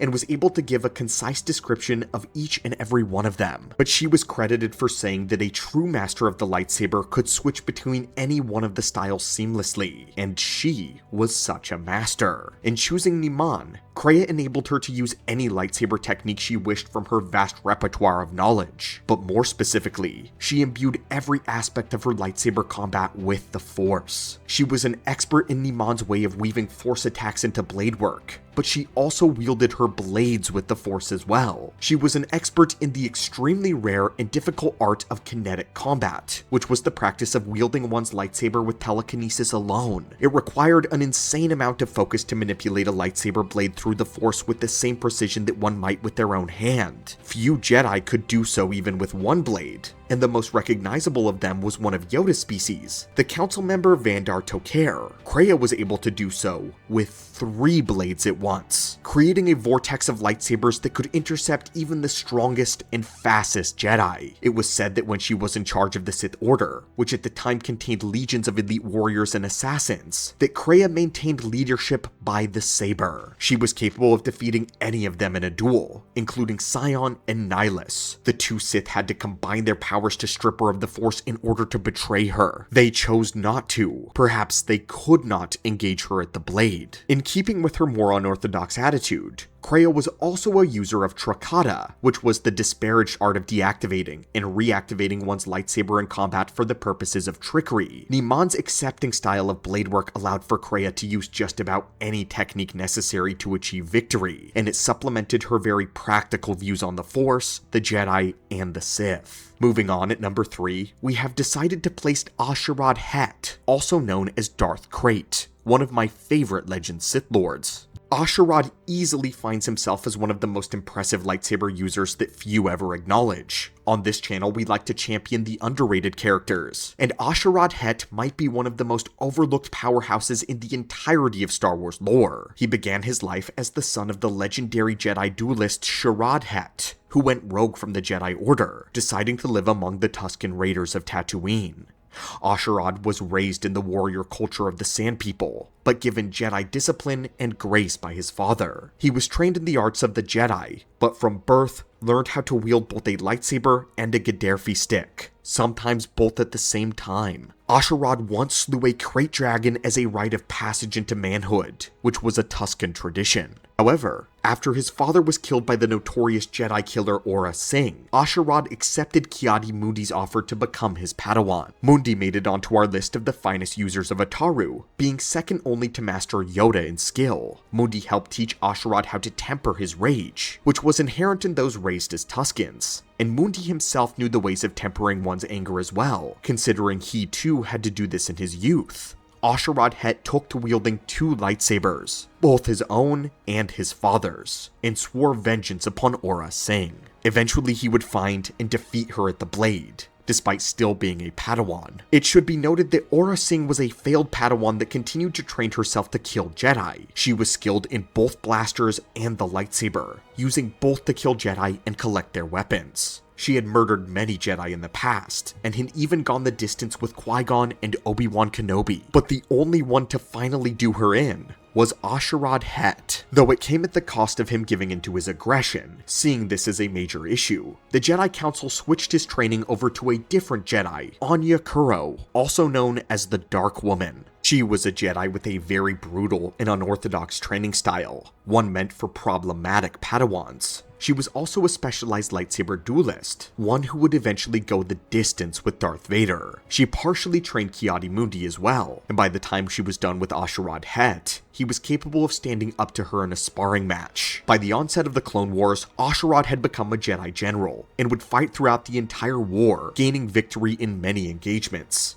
Unlike his peers, he was able to tailor his Form 6 style to suit any combat situation, rather than letting its limitations bring him down. At one point, he would manage to defeat and subdue a bloodlusted Padawan Anakin, using nothing but an improvised Gaddafi stick. But what might be one of his greatest feats is the fact that he was one of the few Jedi who actually fought their way out of Order 66. Upon being surrounded by his troopers, Asherad used his dual-wielding Niman style to kill every one of them. He did not just survive Order 66. He directly conquered it. He would end up going back into hiding on Tatooine, becoming a warlord for his previous Tusken tribe, but consumed by bitterness, he would end up going down a much darker path, which led him into a direct confrontation with Ben Kenobi in the year 17 BBY. This was the one duel that Asherad would not win. While he gave a valiant fight, pushing Obi-Wan to his limits, it would end with Asherad losing an arm and being banished from Tatooine. Following this, he would receive Sith training from the spirit of Zozan on Korriban, one of the original 12 Dark Jedi who began the Sith Order. As we mentioned in our Form 2 video, each one of the 12 were staggeringly powerful at the blade, being totally unrivaled by just about anyone in history. Zozan largely taught him secrets of the dark side, but it is not out of the question that she would also give him gleaming lightsaber techniques from her spirit as well as her holocron. When Asherad emerged, he was now Darth Krayt. He would fight alongside Luke Skywalker against the entity Abeloth, helping him achieve victory over one of the most powerful entities in all of history. And when he re-emerged 100 years in the future, he led his one Sith to conquering the galaxy. Brutally powerful, no Jedi was a match for Darth Krayt. And neither were the Grey Jedi known as the Imperial Knights, which were the saber-wielding protectors of the new Galactic Empire. Krayt was capable of slaughtering entire groups of Imperial Knights at a time, and these were warriors who developed brand new lightsaber forms specifically around fighting as a team. Krayt remained on top of the one Sith, keeping his position as the most powerful of them.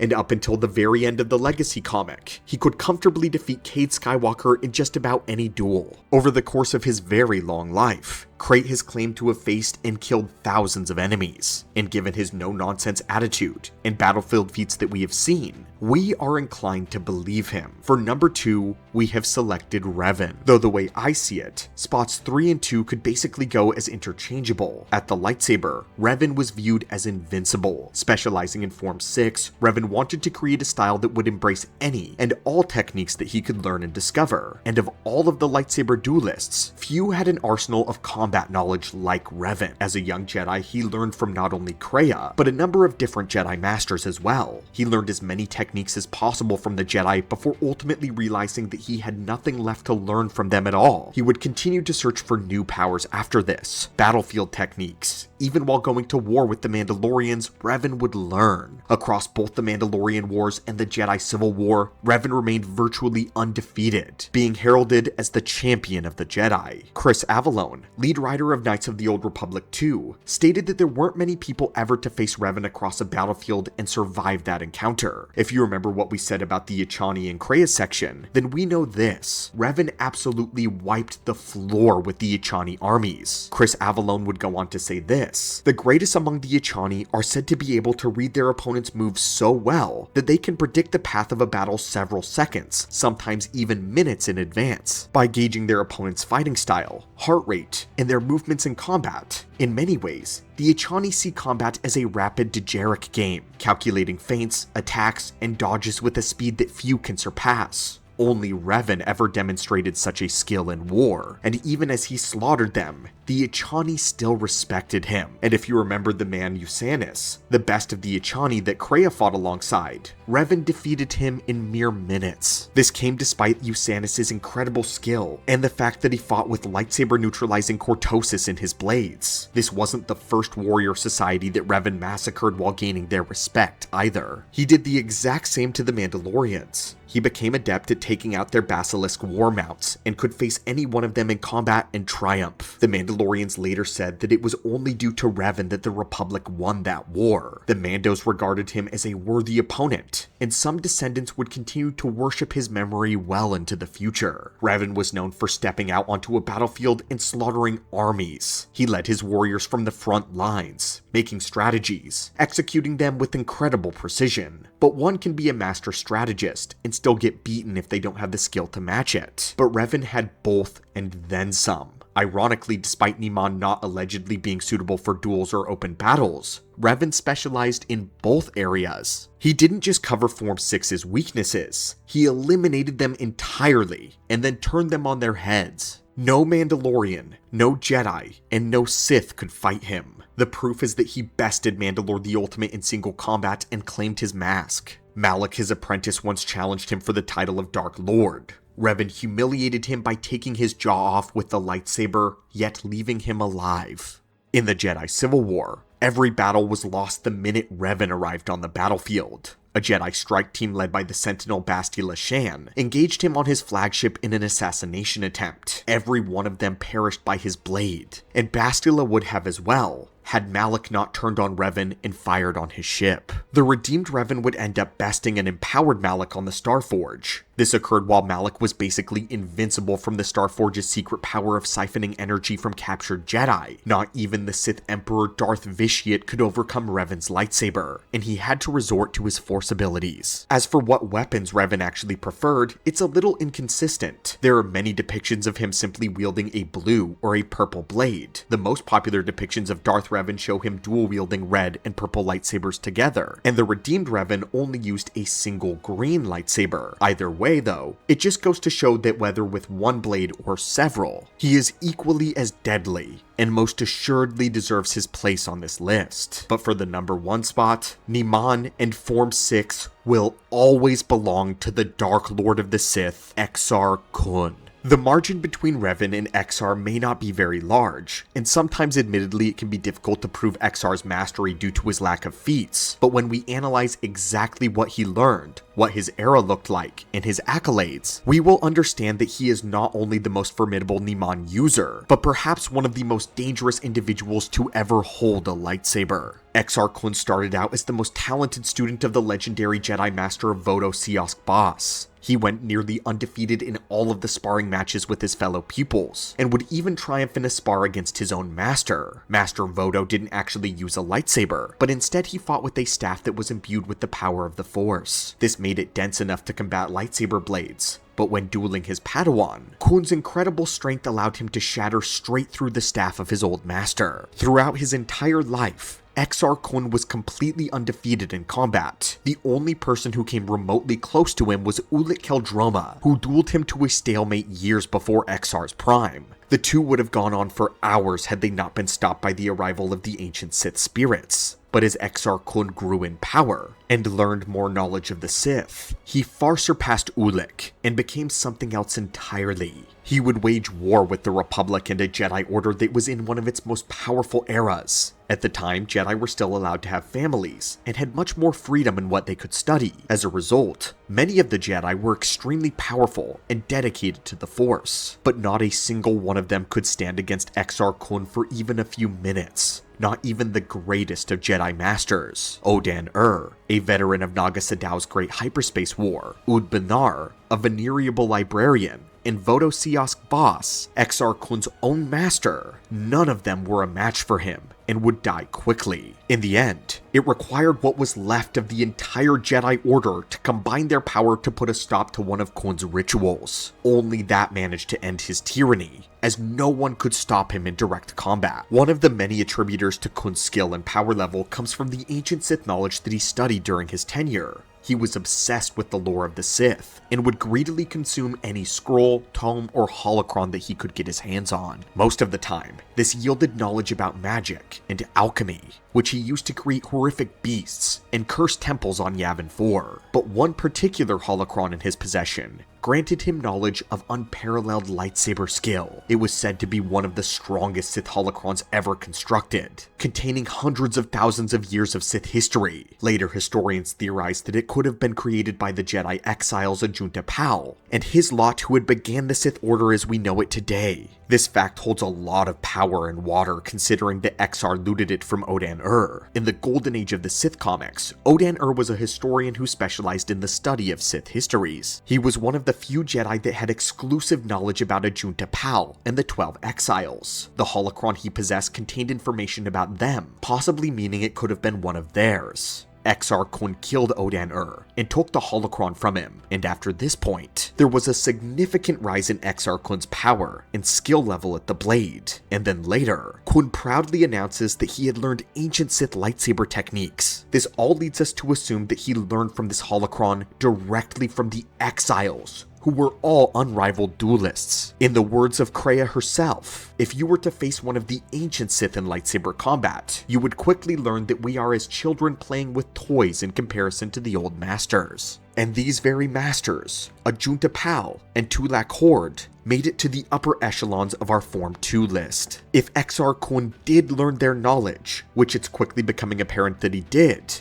it would suddenly become clear why he was undefeated. He himself might as well be counted among the old masters at this point, that make every other duelist look like a child with a toy. Another piece of evidence that leads us to believe that this was the holocron of the Exiles was that they were the only ancient Sith to use lightsabers, because after them, the Dark Lords resorted to using alchemically treated swords until after the era of Naga Sadow. Yet, Exar Kun learned how to create a double-bladed lightsaber from the Sith holocron. It has been devised as a concept thousands of years prior, but only brought to fruition by Exar Kun himself. With that weapon, he used a much more aggressive variant of Niman, where he used all the tricks of the previous forms in an all-out attack. The variety that Form 6 provided him enabled the Dark Lord to practice Sith spells in the middle of a duel. He was most adept at sorcery and alchemy, and was not afraid to use any of them to his advantage.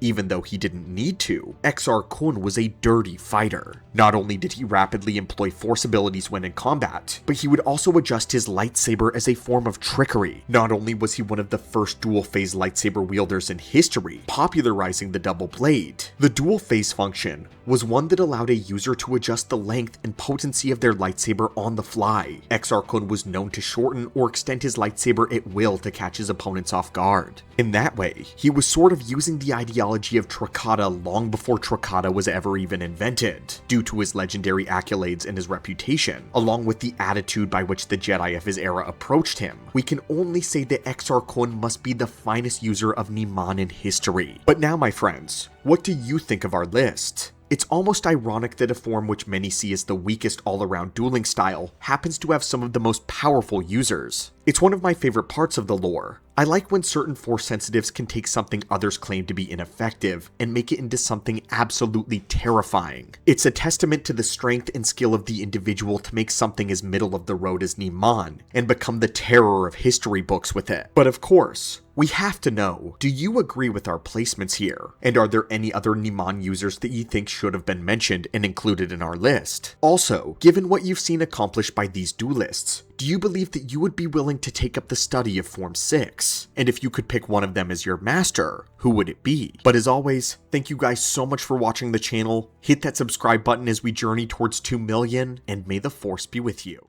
Greetings again, Acolytes and Lore Junkies, and welcome back to the archives. If you've been following us in this series, then you know what today is. We've been going back through the 7 forms of lightsaber combat and listing down who we believe to be the top 5 practitioners of each style. This suggestion came to us by an acolyte named Co-op Adventure. Once again, huge thank you to them for this video idea, because today, we are finishing this series with the 7th lightsaber form, Juyo, and its variant, Vaapad. This is just a reminder for those of you who may have missed our previous entries. We wanted to keep it strictly focused on the 7 forms. There are sub-forms like Jarkai, Trakata, and the 3 styles utilized by Luke and the Jedi Academy, but we wanted to concentrate on the traditionalism of lightsaber combat for these videos, since that's what most of history adheres to. And also, these lists are not meant to find out who is the best objective duelist in history, but simply who is the most prolific master of each form. Just because one character ranks higher on the list than another is not a suggestion they could defeat the other in combat. It just means that we have reason to believe that their skills in this particular form is on a higher degree. That was important to know before, but it is paramount to understand for this video in particular. Form 7 and its practitioners are not as straightforward as being stronger than one another. We are speaking strictly of skill in a single lightsaber form here, also known as the Way of the Vornskr, or the Ferocity form. The 7th form of lightsaber combat is divided into 2 variants, Juyo, or Juya, the widely used traditional form, and Vaapad, or Vaapad, its niche variant practiced only by a few. Just as we did with our Form 5 video, we will be considering both for the masters of today's list. Vicious, emotional, and unpredictable, Form 7 requires one to attack under the guidance of controlled passion. For this reason, Juyo has been labeled as a Sith form, and remains highly controversial among the Jedi, largely because many believe it violates the first tenet of their code. There is no emotion, there is only peace. Yet despite this, unlike the other forms that we've covered so far, there is no domination of Jedi or Sith for Form 7. Our list of masters today is a neatly mixed bag. Juyo masters do not give themselves to emotion blindly.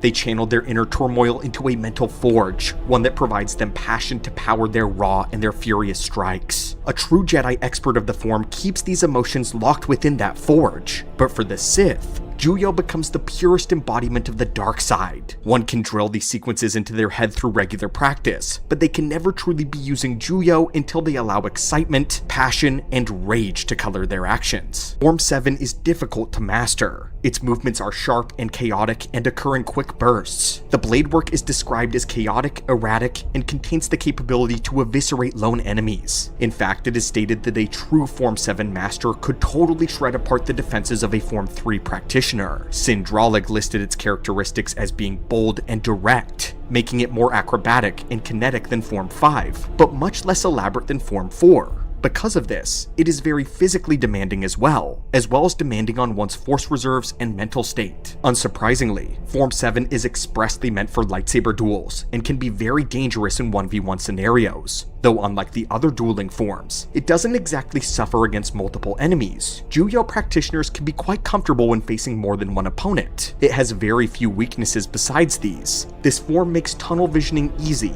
which can leave one open for counterattacks. Not to mention, since one is constantly channeling the force into their blade work, they are often left susceptible to force-based attacks. The origins of Juyo are completely unknown, unfortunately. Unlike the other forms, this is the only one that doesn't have a point in history where its use was necessitated. Its first major appearance came about during the Jedi Civil War, which was Revan's era. Juyo was mastered by all of the members of the Jedi Council, which means that it hadn't been prohibited by the Jedi Order yet. Our personal theory here is that it was developed during the Great Sith War with Exar Kun. Many Jedi were falling to the dark side during this time, and using their newfound abilities to carry out an extermination operation against their own masters. Only a highly specialized dark side form could accomplish such a task against the legendary Jedi of this era. Or perhaps the form was developed by the Jedi in an attempt to counter the powerful members of Exar's Sith Brotherhood. But whatever its origins, it has remained rarely practiced except by those whom the Council have deemed worthy. As for Vaapad, only one man can give approval to study it, Mace Windu. This was a form created specifically by Windu in order to work with his own internal passion. He saw the dark corners of his soul as weakness, and sought to turn these unproductive aspects into a weapon of the light. In his own words, Vaapad is the art of passing under the penumbra of the dark side without ever truly giving into it. One allows the excitement of battle to flow through them,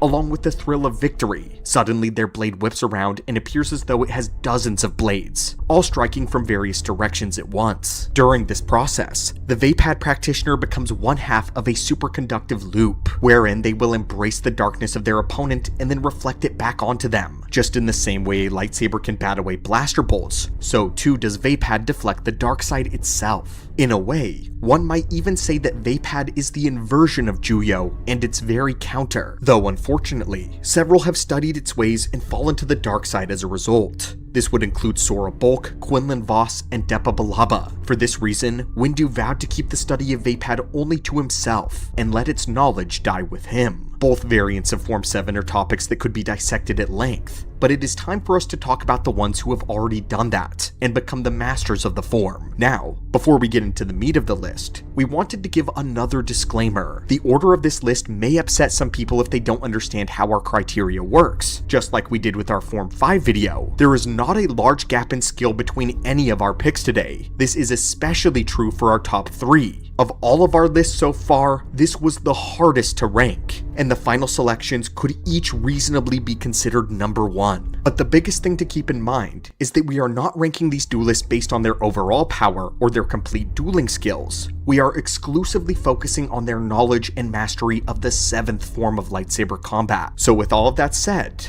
let's start out our list with number 5. For number 5, we have picked Battlemaster Khao-Sen Derek. As the Battlemaster, he was known to have studied and mastered all of the forms, which would have included the 7th. He was the one to have trained the legendary Satil Shan, who was number 2 on our list of Ataru specialists. Despite having only a few minutes of screen time in all of the lore, Khao-Sen Derek remains one of the most impressive duelists in history. Despite having never faced a Sith Lord before, he was able to take on Darth Vindican and Darth Malgus together in a 2v1. That fateful battle over Korriban is where Khao-Sen Derek gets most of his notoriety, as he caused Darth Vindican to really sweat in this duel. It should be known that in the Empire of Vitiate, Darth was a title that was granted above Lord. One could be a Sith Lord without being a Darth. It was a title granted only to those who proved their cunning, strength, or excellence, and Darth Vindican was a Sith Inquisitor with enough prowess to earn the title of Darth. Yet, Khao-Sen Derek was able to completely break his defenses 3 times, which is the mark of a fierce Juyo practitioner. The first time he broke Vindican's defense, he landed a force push that sent him out of the fight briefly. The second time, he sliced off the Sith Lord's mask. And the third time, he landed a fatal stab right into the stomach. And in 2 of those instances, he was facing both Sith Lords together. Malgus, despite being 18 and years before his prime, he was still an incredibly powerful force wielder. Satil described him in that moment as the greatest manifestation of the dark side that she had ever encountered, meaning his power had already eclipsed that of Vindican's. And indeed, in the end, Khao-Sen Derek failed under Malgus's rage-fueled assault. But that doesn't discount his mastery in the slightest. To us, one of the most important details about his expertise of Juyo comes from how he reflected Darth Vindican's Force Lightning. The reflection of Force Lightning has often been a heavily debated topic in the fanbase, just because of how inconsistently it's portrayed. 9 times out of 10, when a Jedi blocks a Sith's Force Lightning with their lightsaber, the energy is absorbed into the weapon itself, and the electricity meets a dead end. But in several very specific scenarios, Force Lightning has been reflected or redirected. Mace Windu showed this against Sidious, but only because of the unique nature of Vaapad, which is all about reflecting the dark side back onto an opponent. One might think that it was a Vaapad unique feature, except that both Khao-Sen Derek and Malgus accomplished the same feat eons before Vaapad was ever created. This leads us to believe that the reflection of Force Lightning requires the defender's use of emotion. One may not need to be a master of Vaapad's ways of embracing and then reflecting the dark side itself in order to accomplish this. Theoretically speaking, perhaps the only prerequisite is a Force wielder using their own emotion to bat the electricity backwards. Because Force Lightning is the purest manifestation of the dark side, only similar feelings are able to interact with it.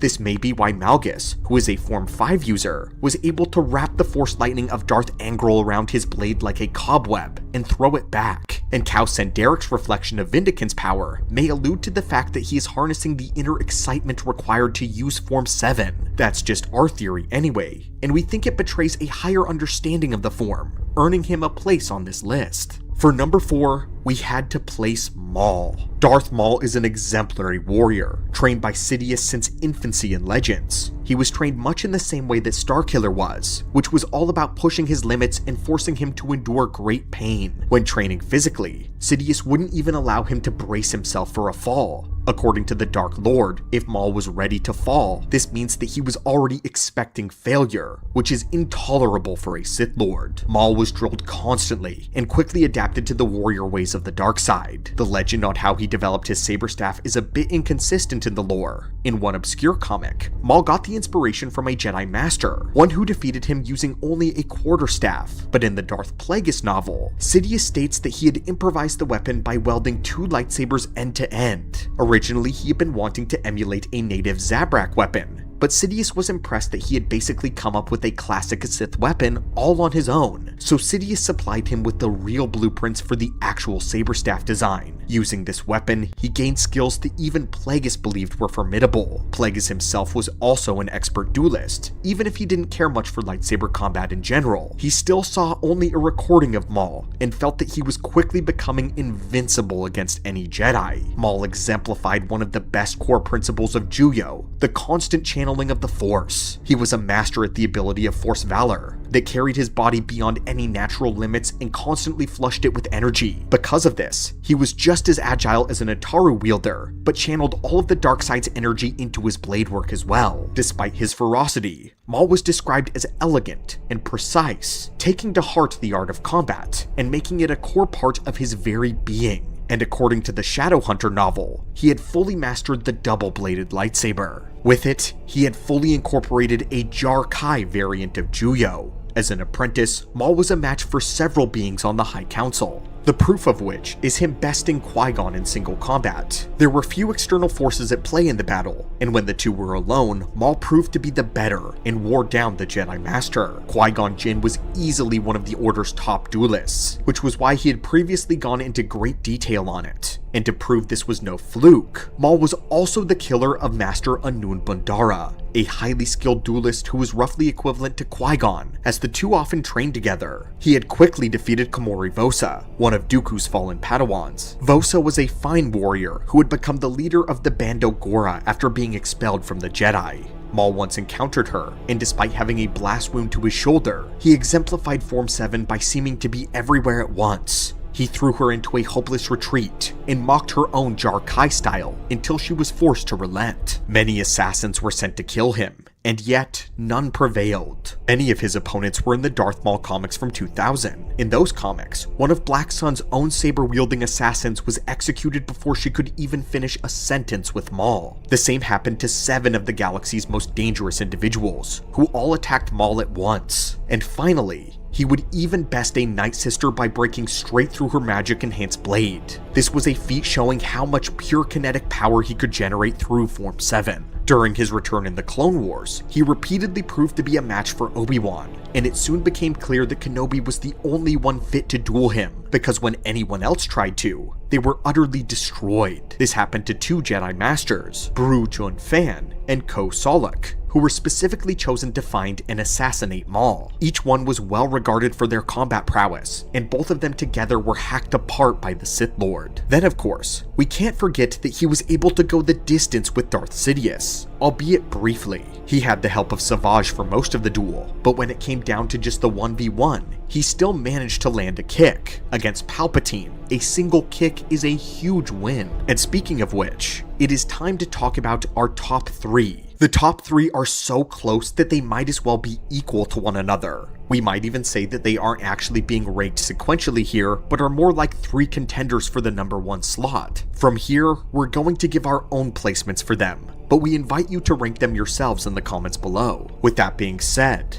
let's talk about number 3, Darth Sidious. Palpatine has an extremely small number of duels and feats under his belt with the lightsaber, yet he remains recognized as one of the most lethal duelists and lightsaber wielders in the entire galaxy. Just like Cal Sen, Derek, and Yoda, Sidious was a user of all of the lightsaber forms. The stunt coordinator behind the prequels, Nick Gillard, purposefully made Palpatine's blade work fluid and sharp, so that it appeared as though he was moving between the styles freely. That being said, in the actual lore, Palpatine had a preference for Form 7, and mostly stuck to it. As the prime wielder of the dark side of this era, and the culmination of 1,000 years of Sith training, Juyo was the perfect form for Sidious. He was able to fully channel all of his hidden dark side power into his blade and body, and in combat, it is very clear just how strong he is. Throughout most of the Clone Wars, Savage Opress was shown to be a physically dominant monster. With just his brute strength, he was taking out Jedi Council members, killing beings without even meaning to. Yet Sidious, despite being an old man, was physically overpowering him. He toyed with Savage, deflecting lightsaber strikes that made Obi-Wan stumble, and he would even manage to stun the monster with a chin kick. It took Kenobi and Adi Gallia several kicks to so much as weaken his leg, yet Palpatine struck him with a single move and was able to put him out of the fight permanently. When Yoda first clashes lightsabers with Sidious, the CGI team was very specific on how they wanted Yoda to react. In the Star Wars Insider magazines, they reveal in an interview that they had Yoda grimace with pain as he pushed Sidious's lightsaber away. This was to show that he was facing a power in the dark side more intense than anything he had ever faced before. All of this goes to show just how much dark side energy is being channeled through Sidious's blade work. We said before that this video wasn't about power necessarily, But with Juyo, power is something that we need to at least acknowledge, since it's extremely important to the form itself, and Palpatine has plenty of raw power. The strength, speed, and accuracy of his strikes enabled him to not only humiliate the Zabrak brothers, but also take out 3 of the strongest duelists on the Jedi High Council. Egg and Kolar, Sei Tin, and Kit Fisto were all dropped within the blink of an eye. They barely had a chance to defend themselves because of just how fast the soon-to-be Emperor moved. Windu's own incredible expertise kept him in the fight against the Dark Lord, but Sidious was able to force Windu to let go of all of his restraint just to survive the exchange of blades. When Anakin entered the room, he described seeing Palpatine as nothing but a tornado of black and red, a shadow moving at speeds that didn't even make him look human. And this is from the perspective of Anakin, a trained Jedi able to perceive levels of speed even beyond that of most Jedi Masters. Yet not even he could discern Palpatine beyond just a shadow of movement until Windu was disarmed. There is no Form 7 list without Sidious being a part of it, and it was definitely a struggle not to put him at the very top. But hopefully you'll see our reasoning as to why once we move on. At number 2, we have selected the Jedi Exile herself, Meetra Surik. Meetra was originally going to be number 1 because of all of her feats and her accolades. She was known as having mastered all 7 forms of lightsaber combat to such a degree that she could smoothly switch between each one mid-combat. This made her totally unpredictable, much in the same way that Sidious was in fact. However, in our Form 5 video, we docked points from Vader for having a mixed style, so we have to be fair and follow our own rules again here. If we exclude her other forms and talk about only her mastery of Form 7, she's right around Sidious level. She was trained by Kreia in each form, and then later received specialized training in Form 7 from 3 members of the Jedi High Council. During her training, Meetra grasped the concept extremely well, and was able to instantly adapt it into her style naturally. Due to her having rebuilt the Jedi Order following the Dark Wars, she would have also continued her study in Juyo to perfect it even further after. In terms of skill in combat, Surik had been compared to the likes of Revan, who was number 2 on our list of Niman users. The one who actually compared her to Revan was the new Mandalore, Candarius Ordo, who was Revan's close companion and saw him fight up close many times. He insinuated there that they were close to one another in skill, believing that she could take out any Mandalorian that stepped up to her. Not to mention, Drew Karpyshyn, the game designer for the KOTOR series, mentioned that he really disliked versus questions, but when he was pressed, he said that the Exile may have been an even better duelist than Revan himself, and her win rate does speak for itself as well. She defeated all Mandalorian challengers that approached her, including their battle champion. She has outdueled Visas Mar, who was Darth Nihilus' apprentice, causing Mar to admit that Meetra was her superior. The loss was so complete that it even caused Mar to fully switch allegiances and serve Meetra alone. But she has also proven her superiority over other users of Juyo as well. She did this when she defeated Master Atris, a former High Council member who had fallen to the dark side. While on the remains of Malachor 5, Meetra was weakened by the potent dark side nexus there, and hindered by its gravity. Meanwhile, every Sith there was amped by the same dark side nexus. Despite the imbalance though, Meetra tore through a legion of elite Sith warriors and assassins. The same warriors that used to be Jedi under Darth Revan's command. Warriors that were led in training by Kreia when she was still Darth Traya. Essentially, they all would have been equivalent to experienced Jedi Knights, but with the added plus of being empowered by the dark side nexus. Yet, when they threw themselves in waves against Meetra Surik, she slaughtered each one methodically. When facing down Darth Sion, a Sith warrior known for his unbeatable battle prowess, she defeated him repeatedly because he was the Lord of Pain and used his dark healing technique to stitch himself back together each and every time she struck him down. He kept getting back up. Also being empowered by the dark side nexus, he claimed to be undefeatable, but no matter how many times he came back, Meetra kept putting him down until she convinced him to let go of his pain and become one with the Force. It should not be understated how powerful of a warrior Darth Sion was. He was a marauder in Exar Kun's Sith Brotherhood. He had survived numerous open battles against Jedi, and when the Brotherhood was being broken down, he survived the infighting of the Sith Academy, slaughtering numerous weaker Sith. He would rise to the position of the Sith Triumvirate, and Nihlus' equal by the lightsaber alone, yet it was only his powers in resurrection that kept him dueling against Meetra Surik, who bested him each and every time. And of course, with the help of Visas Mar, she was the only one who took down Darth Nihilus himself. Mar used her connection to the Lord of Hunger to suppress his world-ending power to a more manageable size. This left him still much stronger than Meetra Surik naturally in the Force, but he was at least now mortal. Yet when it came to the lightsaber, Nihilus found himself lacking against the Jedi Exile.